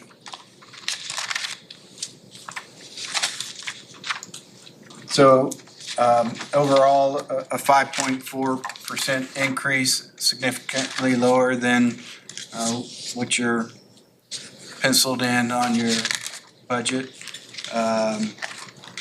And not all of that is rate or market conditions or whatever that. Some of that is your property increase, your payroll increase, and everything else. Where your work comp experience mod dropped. So some of this is exposure even at the 5.4%. So it's not all market conditions. Law enforcement is always going to be a focus, especially for counties and jails. Travelers, just as a matter of practice, increase your property valuation by 5%. Just from inflationary cost of materials, that kind of deal. What is the employee practice liability? That is your employees suing you for civil rights violations, wrongful termination, age discrimination, sexual harassment. That can I just saw that was a significant decrease, so that's why. That can be a federal type issue as well.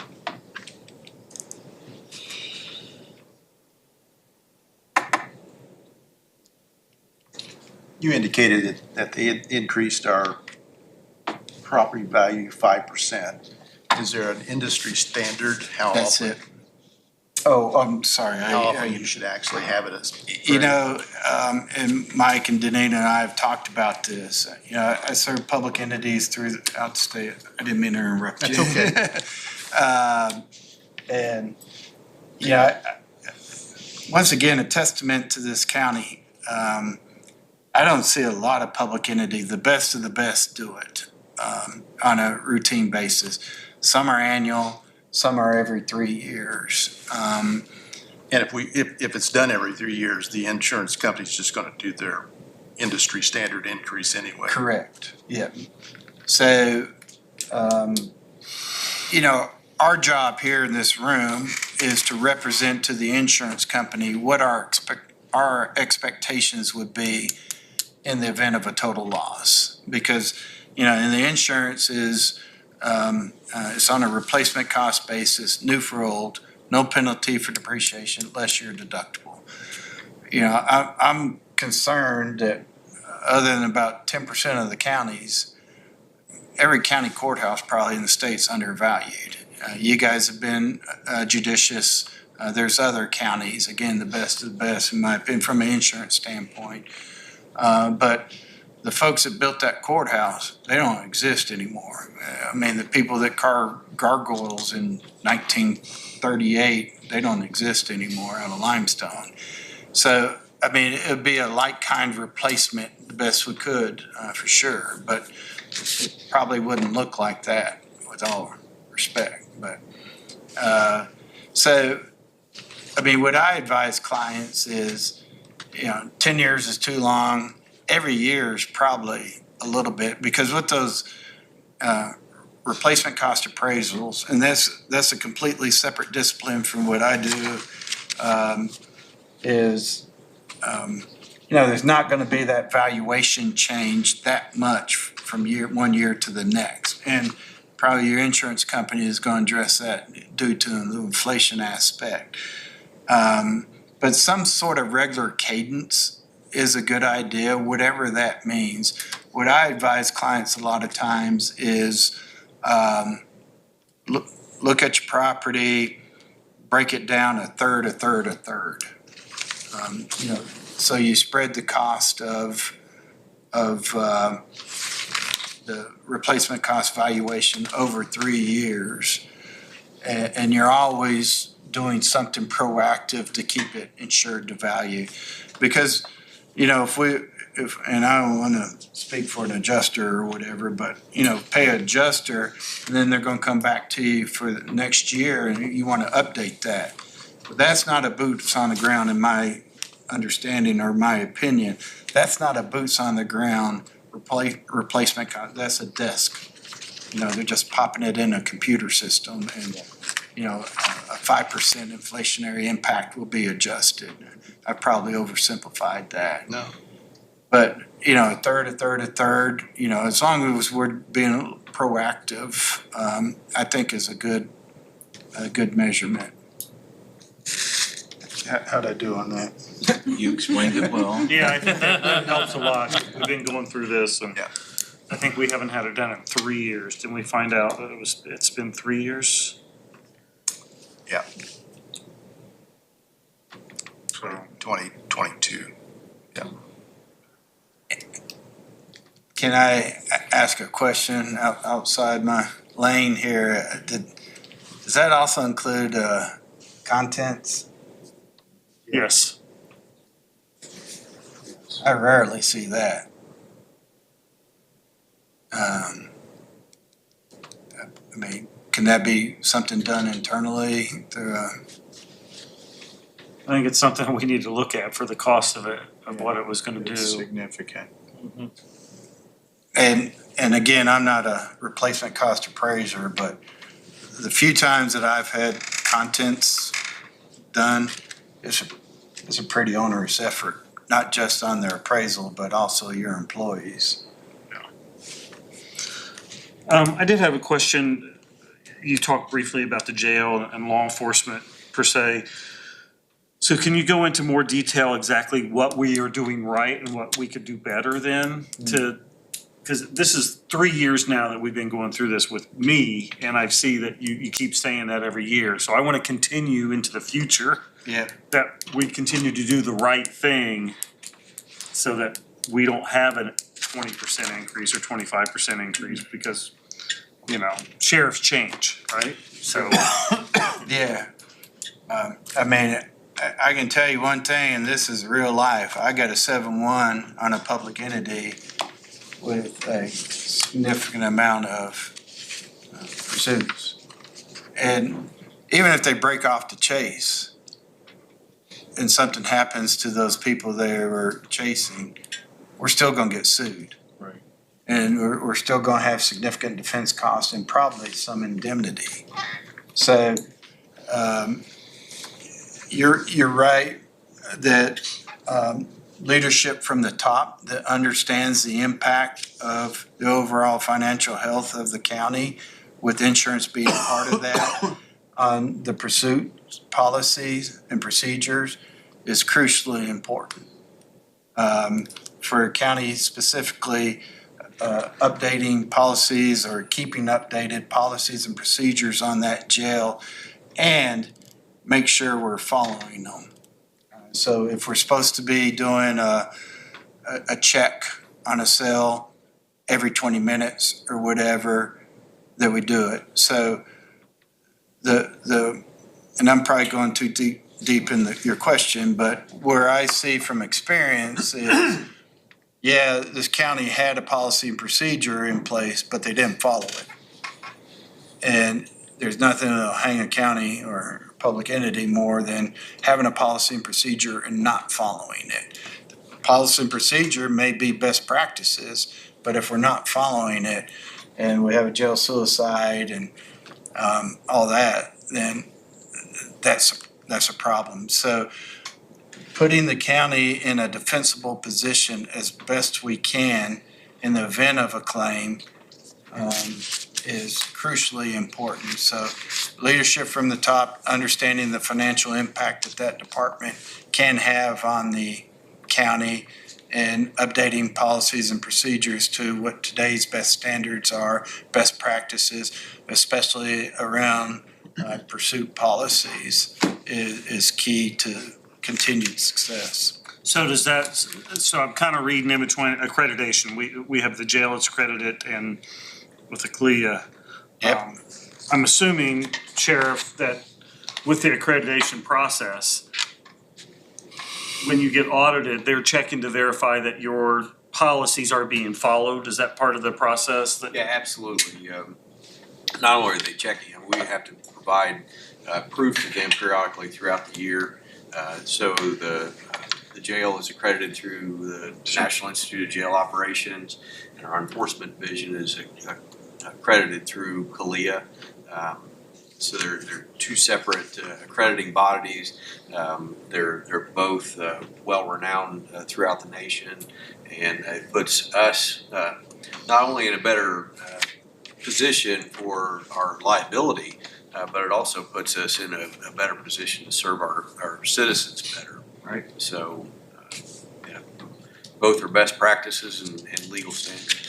So as far as the insurance process goes, as far as what they're looking at, accreditation means a lot to them as far as, but does it matter what kind of accreditation? I mean, what entity is the accreditation? Because I know there's several others. Some are more expensive to maintain. And again, I know just about this much, so the sheriff would probably speak more about different accreditation. Right. I hear most frequently what the sheriff is saying, but I would rely on him and his department on what are the best accreditations. But I hear those two entities more than anything else.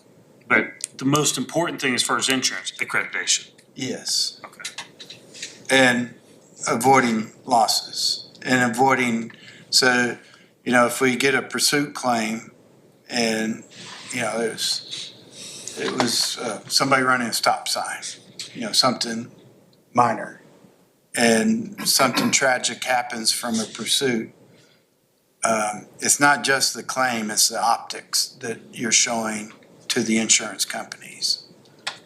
And I currently serve counties right now where they're excellent from a claims experience on general liability, public officials, employment practices liability, but they had a jail suicide or they have pursuit claims. And the insurance company, like a Standard Travelers or Trident or anybody along those lines, we'll do all other lines, but we won't do the law enforcement side. So what we have to do there, we'll place the coverage with those more standard carriers, but then we got to go out and find law enforcement coverage specific and build a tower. I have one county, I got 3 insurance companies building a tower to $5 million.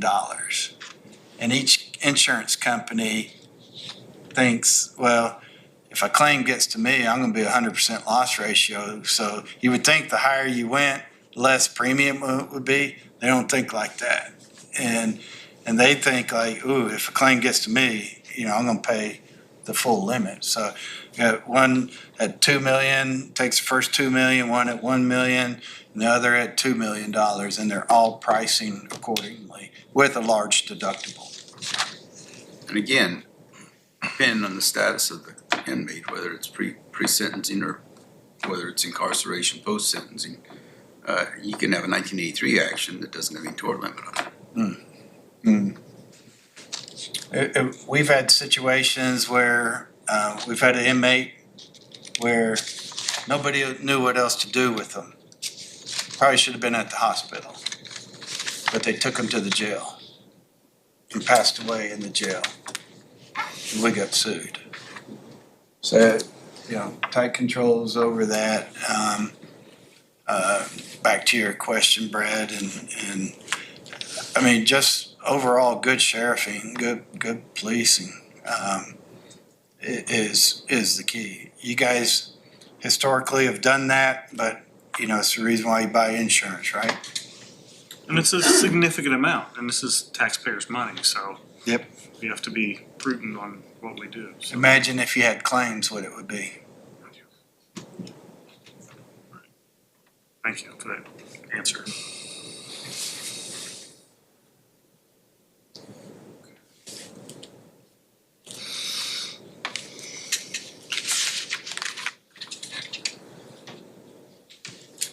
And I take it our driving policy that we implemented last year has helped too. I mean, all these things that we've worked hard in the last 24 months of.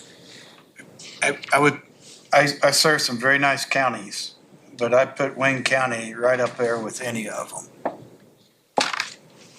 And it's you guys' commitment to safety, protecting the financial assets of your constituents. Because this doesn't look like everything that I present for others on 7-1 right now. Do we have several people that you went out to market from? I did not market, again, because you're at the best place with respect. We just moved to them last year. We had Liberty Mutual. Liberty Mutual went, Liberty Mutual chose not to renew. And like I said, last year we marketed to Travelers and Trident, two of probably the most remaining insurance companies willing to do counties and willing to do counties of this size. We chose Travelers last year. With all due respect, counties shouldn't be in the market. As long as Travelers is treating the county fair, I would respectfully say we shouldn't be in the marketplace every year. Okay. That's good to know. Yeah, because, and we can do that. I mean, I worked for you. I worked with Lions. The market's not getting any softer. Exactly. And they did, 5% increase. I mean. And I can tell you one other thing specific to your property. A lot of the public entities I serve, there's sometimes a tool I can use to break out your property or that public entity's property and put it with Chubb.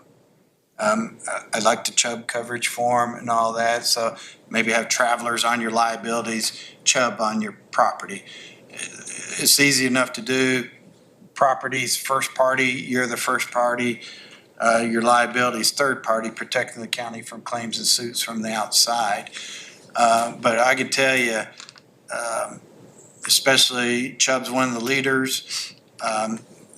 Earthquake and flood are always going to be perils that they're most concerned about because of the catastrophic nature of those perils. But hey, they've added a third one, and it's wind hail.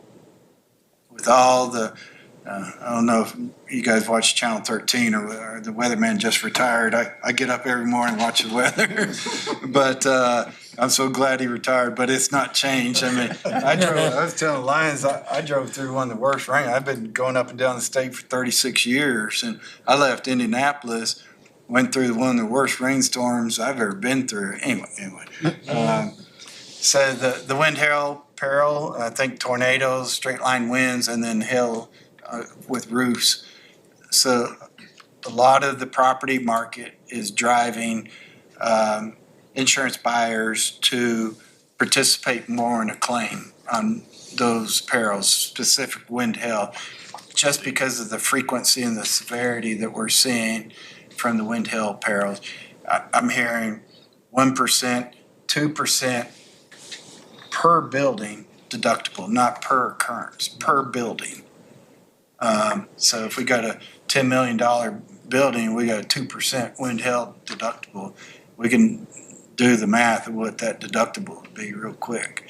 That's not travelers here, so the market is just screwy right now until the weather pattern hopefully calms down. I mean, we had a hurricane loss in Indianapolis from one of those 2 storms last year. I mean, it's just crazy. Hurricane loss. From the rain that came Straight up line this wind. far. Well, I would ask that you don't blame Wayne County for the weather because we have 2 meteorologists from Wayne County on Channel 13 now. Matt was just named. Oh, and he's from Matt's Centerville. from Wayne County. I didn't And know Lindsay, that. who's my cousin. Yeah. Who is? Lindsay Monroe's my cousin, is from Wayne County also. Oh, So okay. they don't make the weather, they just report it.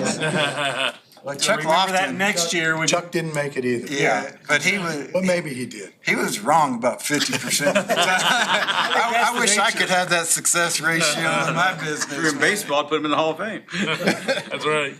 What was that? I said, if he was in baseball, I'd put him in the Hall of Fame. Oh, yeah. That's 50% right, yeah. Yeah. Okay, so what action do we need to take? Your proposal is a $45,733 increase over our current year. It's only 5.49%, so I think that's, I'm pretty comfortable with that. Ron, do you need to see any of the documents before we make a decision?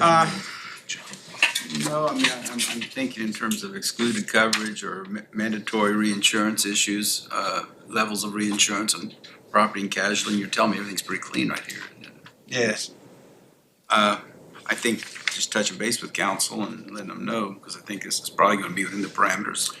They know that we put in 10% into the line items for an increase for 26. You say, could we go to council tonight, workshop, and just approve approve this then? And 5.49%. Yeah, I think we can, if they don't have any questions. I think they'll be. it's not like we have much of a choice, really, but. Right. Oh, you got a July 1? So you know, that's so you won't be bound. Yeah. Okay. I never liked hearing that, by the way.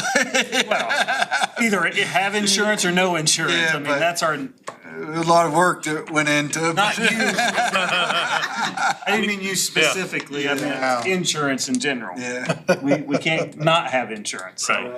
Right. No, we appreciate all the work you Yeah, put I into mean- this, Andy, and I know Mike does, because, he gets to take credit for all your work. So. Right. Well, they did the front line stuff for sure. Yeah. He always says Andy doesn't do anything, he's done all of it. But we know who really does the work. I guess That's Danita. Yeah, it's Danita, it's not mine. I guess I'm just the eye candy in this And I wanna- relationship. And I wanna thank Bobby, cause I couldn't do it without her either. She's your front line here and Absolutely. gets us the information. She does a great job. Yeah. You're absolutely correct. All right, so we'll bring it up with council tonight, and hopefully, I think we should go ahead and approve the renewal tonight. You need to sign a binder. No, sir. I mean, this is a professional service, but every public entity is different. But tonight's fine. We just want to make sure we can get your auto ID cards out to you in a timely fashion. We'll send them to lines electronically and in paper form. That's a good catch-all to make sure we've captured everything, because your autos are what's called composite rated. So during the year, when you add vehicles, it's a good practice to go ahead and report to Mike and Danita. That way we can add it to the vehicle schedule, but there's no premium or anything at that point. But when we bind coverage, we've got to make sure we got all vehicles accounted for. Okay. So having those paper copies where everybody puts one in the glove compartment is a good catch-all to do that. So just as long as we have enough time to do that, 7-1's a very active cycle in the state, so as much time as possible would be appreciated. And the highway department does a phenomenal job with keeping that list updated. And when we passed out the ID cards last year, it was 100% match. Everything was accounted for. Good. for sharing. The only thing that I'd like to add is I'd like to publicly thank the sheriff and his staff, because without them, you've heard, they do a phenomenal job and save the taxpayers a ton of money. So Sheriff Major, thank you for all your work. I know it's a big job for the CALIA and keep the accreditation up, so. Thank you. It's a great investment. All right, if there's nothing else, thank you very much for coming in. Thank you. We'll be in touch tomorrow. Okay. Check may be in the mail, may not be.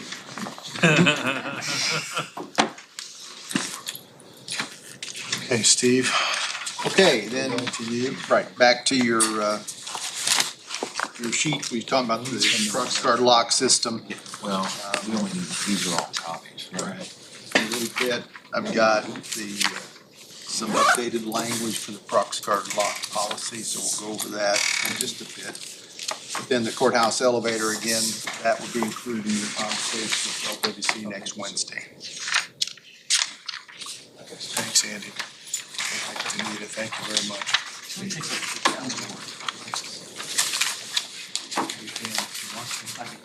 All right.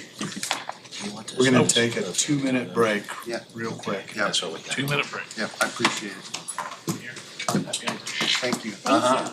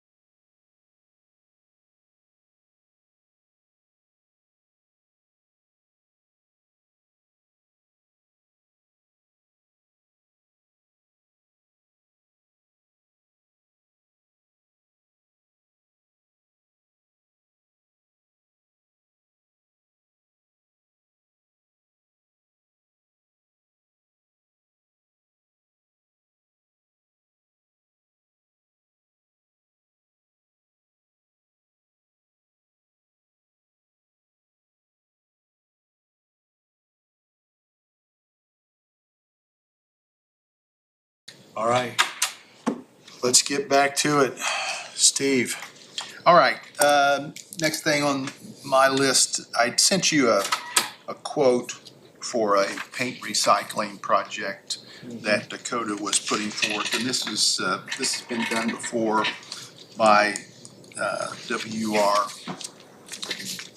This is not something I would normally bring to you, but because of the transition, I just wanted to kind of let you see what we're doing and give you a sense of what the cost of this is. This paint recycling project would be $1,675, and this would be paid out of our recycling Budget. And So remember, it's set up as a separate fund. Yep. So it would come out of that. There is a budget that we put together so there are several line items, and one of them is projects. Or contractual, something like that, but where we would pay for this out of. So one of the things we need to talk about a little bit more as time goes by is, ordinarily once a budget is approved, the department head, which in this case is Steve, and Dakota reports to Steve at the moment, we just make those decisions and discuss general trends with us. So because this is new, do we want to handle that differently? Do we want to be more involved than some of the other departments that have been operating forever? We're still in conversations with Richmond Sanitary District about potentially an interlocal agreement with them where we would simply pay them to do the recycling program. So there's still some things. So I just wanted your opinion on how you want to handle things going forward. I think just getting updates from Steve is fine until we work this out with Richmond Sanitary and just to let us know what they're doing, and especially if it's televised, people know that we're still doing our recycling. Absolutely. Yep. Okay. All right. So we're good with going ahead with the paint recycling, which absolutely. is in Hagerstown, I think? Yes. Okay. Yeah. Okay. All right. What else? And then had a request, this actually came through Matthew. As you know, that there's a group of amateur radio operators that have a network that assist us on a volunteer basis in the event of a catastrophe or emergency. And they have a trailer that is equipped with emergency equipment as a generator, tables and chairs that they could set up at a declared emergency site. And they are asking if they could park this trailer in our west parking lot next to our trailers over there. It's about the same size as our weights and measures trailer. If you know what that looks like. I don't see any problem with that at all. There's room for it. Yeah. And the intent is, as Matthew said, it's centrally located so that any one of those volunteer members could come there and pick it up. And it's covered by cameras. Yes. Okay. Yeah. I'm sure you're gonna check to make sure they're insured. I mean, yes. Okay. Yeah. Other than that, I don't see. Yeah, Matthew's had that conversation with them, so. As long as we're not liable for anything on that trailer, I don't have a problem with it. Okay, good. Do you want to formalize that? I'll make a motion that we approve that. Second. Motion and second. Any further discussion? Hearing none, all in favor of the motion signify by saying aye. Aye. Opposed, same sign. Motion carries. And then back to, in your stack of information, I provided you with an updated draft of the Prox card policy, if you want to take a look at that.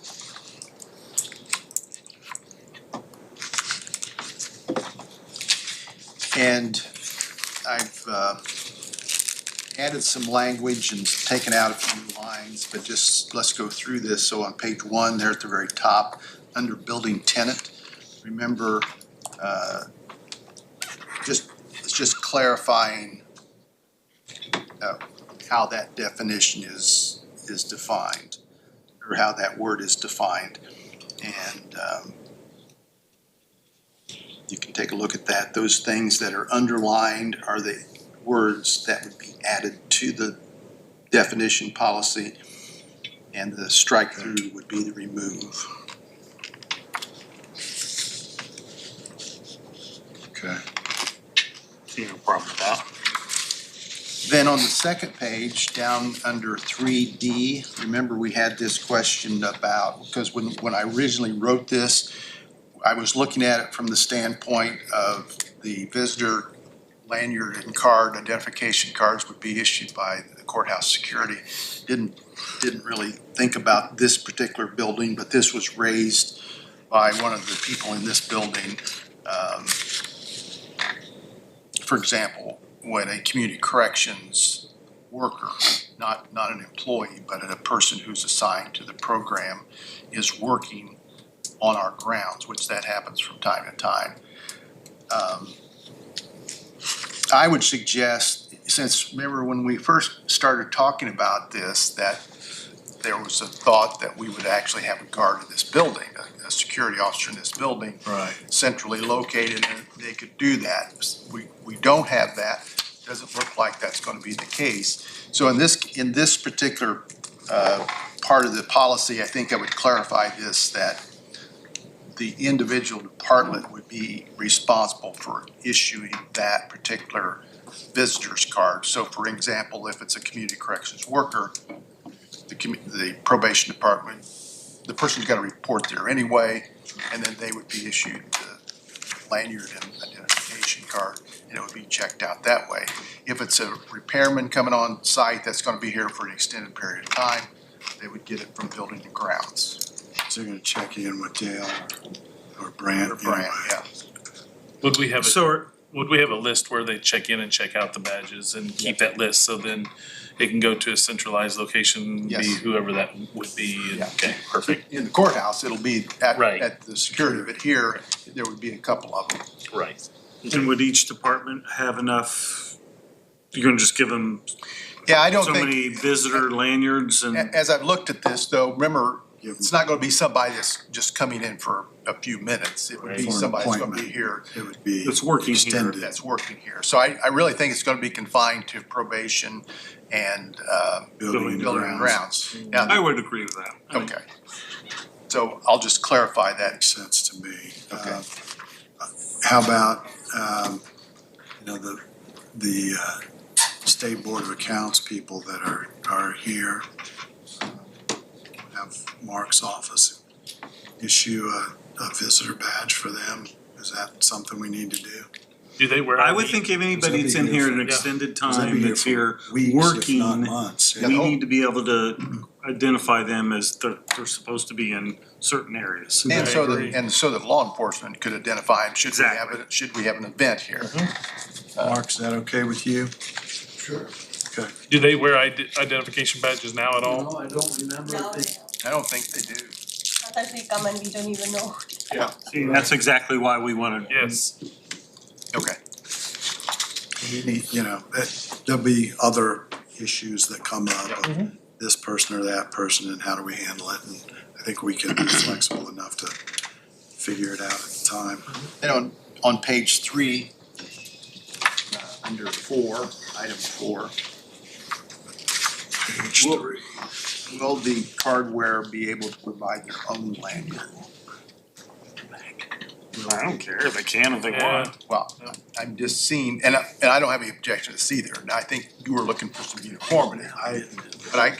But I see people that make a fashion statement with their lanyards. If they wanna have an Air Force one or, Purdue one. IUE's, Ivy Tech, whatever. I would rather they didn't. I know you would, if- but I- If you guys don't care, I will. To me, the most important Be thing allowed is to have, That's the important thing, is that they have one and they wear it every day. Okay. My preference would be that we would issue those so that there was a standard. I'll put some language in here that if it's offensive, Yes. something like that it would be subject to. Can't be political, can't be, Yeah. just a standard one. Yeah. Can be disruptive. They could wear their own pending approval. Okay. And then on number 5, the replacement cards are $4.75 a piece. What do you want to plug in? $10. Well, $10. $10. okay. Because I think what would be the replacement, because the nice thing about the cards, even though the electronic ones, whatever cost those are, I mean, they can be shut down. It's not like if they lose a set of keys or something, they can continue to work it. I mean, so it's a little different, but $10 would be perfect. Okay. Because there's cost of Yes, time for correct. somebody to do that, so. Yep. And then, under disciplinary action, remember that, Corey had, asked for some language because, and my intent here when I wrote this was that it says, if you read it, for those card holders not subject to the employee handbook. And I didn't clarify who that might be. In my mind, it was, it was elected officials, it was judges, it was people like that, because they're not covered under our employee handbook, but they're not subject to disciplinary. Our court employees They are. subject to the handbook because the judges made it subject to our handbook, except in instances where they changed, they had a different rule that applied. Correct. So in this case, it would apply. I'm not sure we have the most up-to-date version of the court employees handbook, though. I mean, that's something. I've got a copy that deals with discipline. I got that from Corey. So by simply adding the definition from the definition section of who would be applicable to, and remember, we're just simply talking about revoking the clearance because we don't have any control over discipline, anything else. The only control we have is the clearance. Clearance to get to access particular areas. So I would recommend we just add what I put in there that's underlined, and I think that clarifies it. Okay. Agree. That makes sense? Yep. It's good to me. Okay, I like it. I'll make these changes and send it out to you, then I'd like to get it adopted next week. And so where are we at again? You said you weren't sure exactly when they would be done, that not by the end of June probably, but No. what buildings are done and which ones still? All the buildings are wired. Now they've got to come back and install the new locks. On the doors On the themselves, okay, Yeah, everything's wired. okay. All the wires pulled and it's there. None of the new Props. locks are. Correct. Are installed. That's right. But remember, we're on some of the doors, we're reusing the Prox readers because they were able to be used. Right, understood. Yep. Okay. And then, last thing I have is the fleet safety policy. That too is in your stack. Remember, we had a couple of just points that we needed to clarify. And on page 1, this is actually, these are the only 2 pages that were impacted. Everything else we initially signed off on. So this is page 1, and this is right there on that 3rd paragraph. And the highlighted portion, those department policies cannot conflict with or be less restrictive than the requirements of this policy. Remember, through our discussion, we determined that the sheriff's department's policy was just a little bit different. So the part that I've added is underlined, and see if that fits your needs. And the one issue relative to the sheriff's department that I think was in question was whether they could use the vehicles for a second job. And at the time, the sheriff said he was working on redefining what they could and could not do. And I don't know that there's anything in writing yet, but if we can review his policy periodically and, make sure that, there's nothing in there that says they can drive to California to work as a lifeguard, for 6 months. At Miami Beach or something, yeah. And that's why I worded it like this, that you would have that So option. there's at least an opportunity to have discussion with the sheriff. I do know it's Their upon policy his approval to working anything So outside of anytime they're gonna do something, his they work. need to get Yeah. They have to have his approval, supervisor so, approval, okay. yes, so. Okay. And then on the last page, number 9, this is page 9, and this is about personal use of county-owned vehicles. The highlighted area was what point we had, and that goes along with this working issue as well. So I struck the word merit officers and just added employees of the sheriff's department. Okay. And then the commissioners may from time to time review this policy. Yep, Okay. looks good. And Okay, this I'll has been to department heads and, Yep. and has all of their comments incorporated.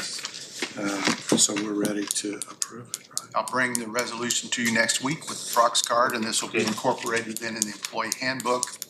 And then Kim can start implementing it. Wow. I like it, getting things done, Wow, that's scary. right? That's impressive. That's all I only- have. only I have 5 others, years in the making. I have other stuff, but it might come up during your discussion. I bet it will. So, I know we're running short on time here, but I did ask Craig to come in. And did you get that new thing from WCTV, new Yes. proposal? Is that in our stack? It's in your stack. That's probably it. So, Come on up. So, how did, I know I talked to Misty and I talked to Ken Poust, who's the president of the board. Misty Hollis is their treasurer. And Brad, I think you've talked to him too. I don't know if Aaron, you're on I'm the on the board, so. So the original proposal was for about $40,000 at $250 So what- an hour. what I did here, obviously on the second page are a list of these meetings that, after our discussion, Ron and I have discussed this and, This we've is had a discussion here. The list that we sent out to everybody about what we thought had to be covered versus What meetings we could be felt covered. like fell under the requirement. Statutorily. Clearly had to fall under it, yeah. Had to be. And so I also looked at the original meeting numbers, that first column on the left, that the first proposal had in it, and I thought that they were a little bit short on a couple of them. For example, they only had 6 BZA meetings, and they pretty well meet every month. Pretty well meet every month. Yeah. They didn't have any community corrections in there, which is a public meeting, and they meet quarterly. The budget workshop now for this year and last year is an all-day thing rather than over a period of nights. So the column on the left, I think, based upon our experience, is fairly representative of the number of meetings that those particular boards fall under. Redevelopment Commission probably doesn't meet 6 times a year. And that's obviously a pretty short one to start with. Yeah. Now, because the finance and personnel meet as committees of the whole, that's why they're listed there. Now, what also was added under that average length of meetings, I went back and I pulled the minutes from this year. I've gone back for the first 6 months of this year, and each one of the minutes has a start and stop time listed in it. So I was able to get a pretty good representation of the time of the meetings. And then if I couldn't find that information in the minutes, I went to WCTV because their videos that they have also has the length of meetings. So I'm pretty comfortable that those times are a good average of what the meetings last. Obviously, in the commissioner's case, we had some meetings that lasted 3 or 4 hours, but then we had some that were shorter. So that 2 is an average. One thing that I did clarify with Ken Poust was that, yes, they were going to add, in our case, a half-hour travel time to each meeting. So that's when you see the commissioner meeting up there at 2.5. The 0.5 is the travel time cost. So I think then the hours per year is based upon what I've just told you, is a pretty good representation of the time. And then down at the bottom is their estimate. Now, one thing I didn't clarify, and it just hit me as we were reading through this, that second bullet point below. I had asked Ken about the travel time, but I don't know whether this is extra time either. This is obviously something that would be done back at their office, so I don't know if that's included or not, so.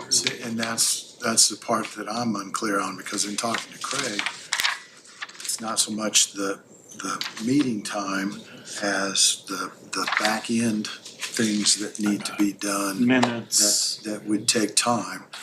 And so. Not all that's after the meeting. I mean, I think you need to have the agenda and any documents that.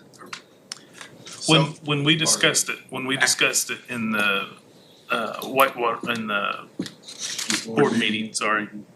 The half-hour travel time would also include the prep of attaching agendas, attaching of course, the minutes are prior approved minutes. Right, because you right. can't approve minutes that aren't Until the next meeting. right? Which, there could be a link for those, which is fine. But then the agenda would be attached, sent to them attached. And so all that would be included in that. It's not just travel, but it's also prep time for, prepping the video with the appropriate documents. So this is also a year, and for the immediate future, we're talking about 6 months, the balance of this year. So I'm thinking you can cut this number in half. And then I did clarify with Misty, and I don't know if it's written on here or not, that the request would be whatever this amount of money was, not this plus the money from the franchise. Correct, that is correct. So- This minus. Yes. So right now, we have $25,000 of franchise fees budgeted as a donation. So we've already paid them half of that, so there's still 12,500 left. So let's assume we cut this in half and it's 30,000. We've already got 12,500 budgeted. That would be what, 17,500 that we would need to add, have appropriated by council to cover the second half, July to the end of December. Right, and looking at franchise fees for next year, it's probably gonna be right around 20 to 25,000. I would guess it's gonna probably 32,000 and then cut by 20%. correct, so it's gonna hit that low 20,000 mark, so then we would just, whatever it is above and beyond that, franchise fees is what we And would quite honestly, come the out, so. franchise fees currently, and could continue to simply go into the general fund, miscellaneous revenue. And then we just have a budget line, which we already do. It would just be higher. Yes, And the purpose would be covered. And honestly, this is my concern, and where I have some issues with the WCTV board. And I know that right now, they're kind of in emergency mode. What are we gonna do? How are we gonna make sure we can continue to exist?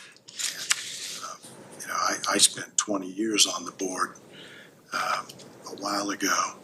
And the concern at that point was, how do we cover the community?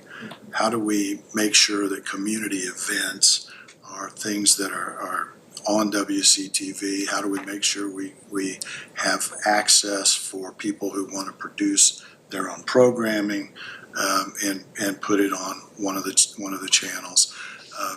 And not too many years ago, there was very little coverage of commissioner meetings. There's been for a lot of years coverage of council meetings, but not of commissioners' meetings. And so this has added dramatically to the number of hours of coverage they have. My concern is how do we continue the mission of, my perception of the mission and the tagline, bringing community to the community. If the focus of the employees is simply covering the governmental meetings, there's a lot more to covering the community. So that's gonna have to be something to work out. Obviously, it's directed by the board. The board has decided what they need to do going forward, at least for the short term. The employment at WCTV has been reduced from, I think, about 7 FTE to 3 FTE. So if they're gonna cover a significant number of the community's meetings, they've got their work cut out for them. So anyway, that's my suggestion is the commissioners make a recommendation tonight, if you're ready to do that, on how we proceed starting July 1. And this is the current proposal from WCTV. The only area of concern here is these are at best guesstimates of how many hours of coverage there would actually be. And so it is, I'm guessing, they want $250 an hour, not that specific number. Correct. This is 250 times 237. That's an estimated total. It's an estimated total, so they'll actually bill us, again, I'm assuming, $250 times whatever the hours were for that month. And then if it's only one meeting that day, it'd be the travel time cost added to that. Well, that's an hour, that's a half an hour. But they wouldn't add it, for example, if commissioner, when council meets and go into personnel Council and meets and goes finance, to personnel and finance, it'd but be one. when we meet in the morning and then we have an evening meeting for the workshop, like tonight. Correct. That would be twice, so. What about if there's a meeting of the commissioners? No, that'd be Wednesday and Thursday. I guess what happens if they're going from one venue to the next? I don't know. And I don't know what happens, like today, we're gonna break. Right. And they will leave and come back. Right, there'll be a second. I don't know the answer to that. Well, we're gonna finish our meeting here, and then we're coming back at 6 o'clock, so. And as far as the community events, I know there are plans going forward. There's different options on how to raise some funding to be able to cover those. So that still is something that I know WCTV is planning on doing in some of the shows that they do. Where are they So in complying with the request of the city as far as either a business plan or a budget or both? I wasn't sure. that is in the progress right now with the board, working through We're the, talking to Kenny, and he Yep. said that he wants it done sooner than later, obviously, so. that is a priority right now with the board, doing that and then finding the funding for the community events I that was would gonna say be that covered. tie in So into your concern about funding community Sure, events. right. and- Sure. That's all would be part of the business I mean, plan. are they viewing IU East and its sports events as part of the community, or is that part of their basic governmental service? Well, and IU East has always paid for their, That's been paid by IU East in the past. whenever they covered their athletic events, and that's up to IU East whether that's gonna continue or how they wanna move forward there, so. So,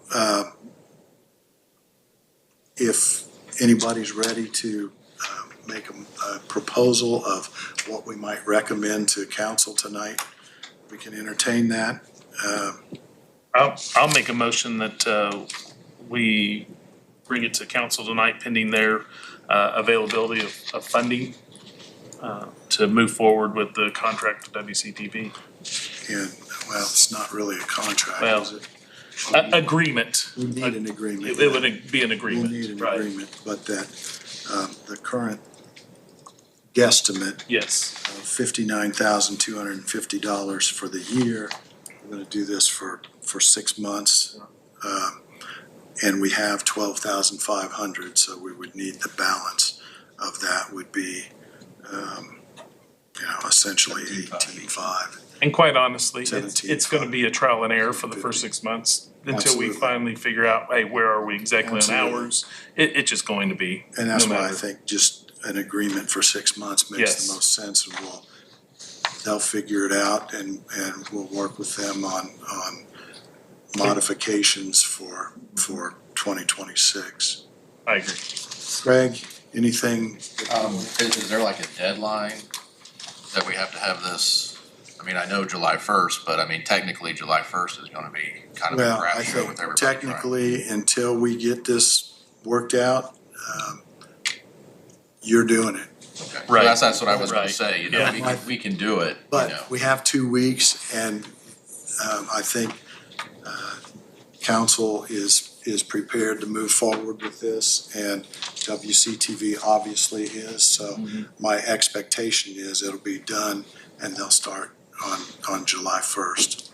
Do we know if the contracts are like a year long or multi-year? I think we're gonna recommend 6 months. 6 month, 6 months, okay. July 1 to December 31st. And then just revisit it every year, correct? January, and then, Yeah. then it becomes January 1 if we Yeah. renew. Right, and so they would propose a contract with a cost during the budget cycle for the following year.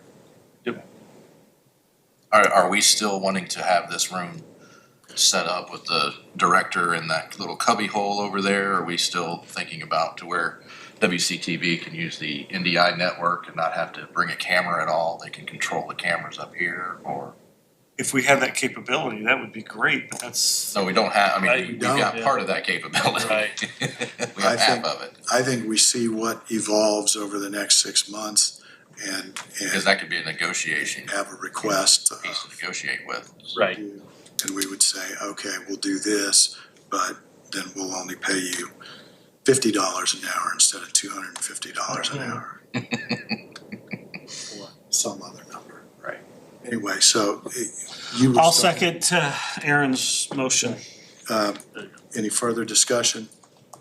Hearing none, all in favor of the motion signify by saying aye. Aye. Opposed, same sign. Motion carries. We will make that recommendation to the council tonight. You want copies of this for tonight? Yes, please. Yes, please. I don't know whether they've received that. We just got themselves this or not. yesterday, so they may not have it. I think they probably do, but I don't know for sure. Anyway, okay, it is 11:20. What's your pleasure? You said you had to. Yeah, I have a leave at certain meeting time. at 11:30 with Barry, so. Okay.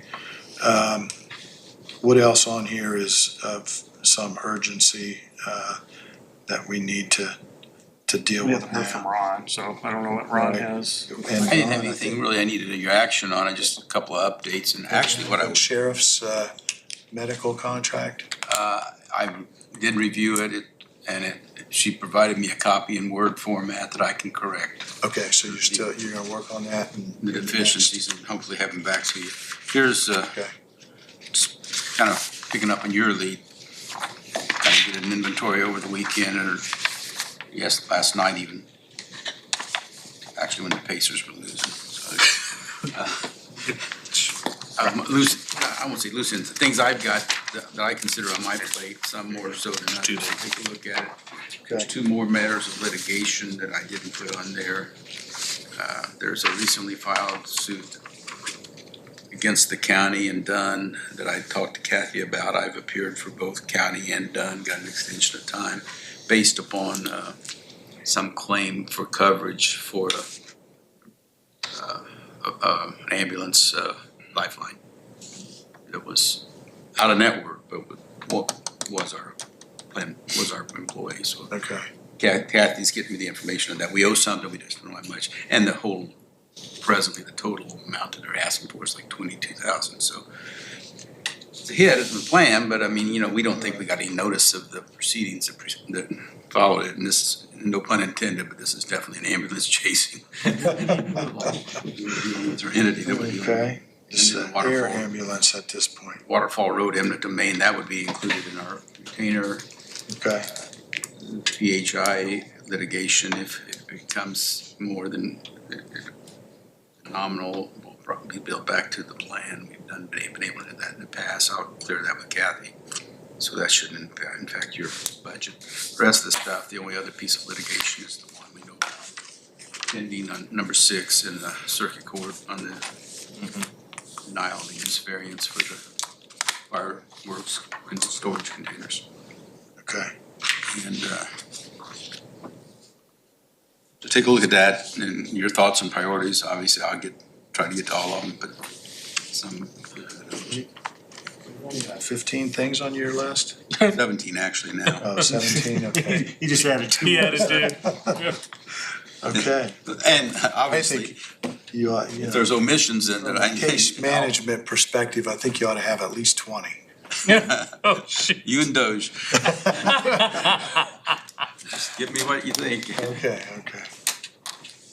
Anything else? The only other thing, do we want to talk about this email real quick, or is Yes. it gonna be, instead of tonight? Ron's. Yes. Ashley Green, Go ahead. I saw it. I you, think, there's no problem with it, And Ron right? talked.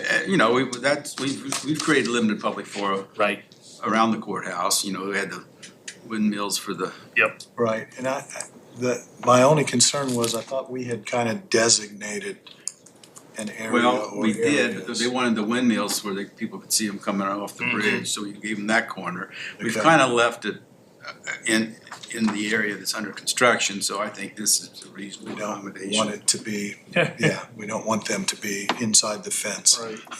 So, So, okay. But again, that's not an endorsement, that's just that's a facility Absolutely. usage request. Say It's if been granted. we allow them at what would be the south side. yep, I don't have a entrance. problem with it. I Yeah, think she wanted. that was the request, I think, was South- the south side. Yes, Yeah. South Side Lawn. And so is it a process where we should require people to make a request and that we I approve think it? we ask that they do so, but if it's truly a dedicated public forum, then as long as they're not disruptive of inflow, of ingress and egress, or creating disturbance, or Okay. whatever, then And that's not consistent. inside a fence line, that's barricade. We don't need to take action on that, correct? Just, I would just ask that be noted in the minutes. I don't think you need to prove it, because I don't think. So we'll note in the minutes that there's been a request from Ashley Green to have a campaign announcement on the south lawn of the courthouse. thank you. All right? I shouldn't have cut that tree during that time. Not on that Saturday. Not that day. Maybe it should be cut before then so that it doesn't fall on anybody.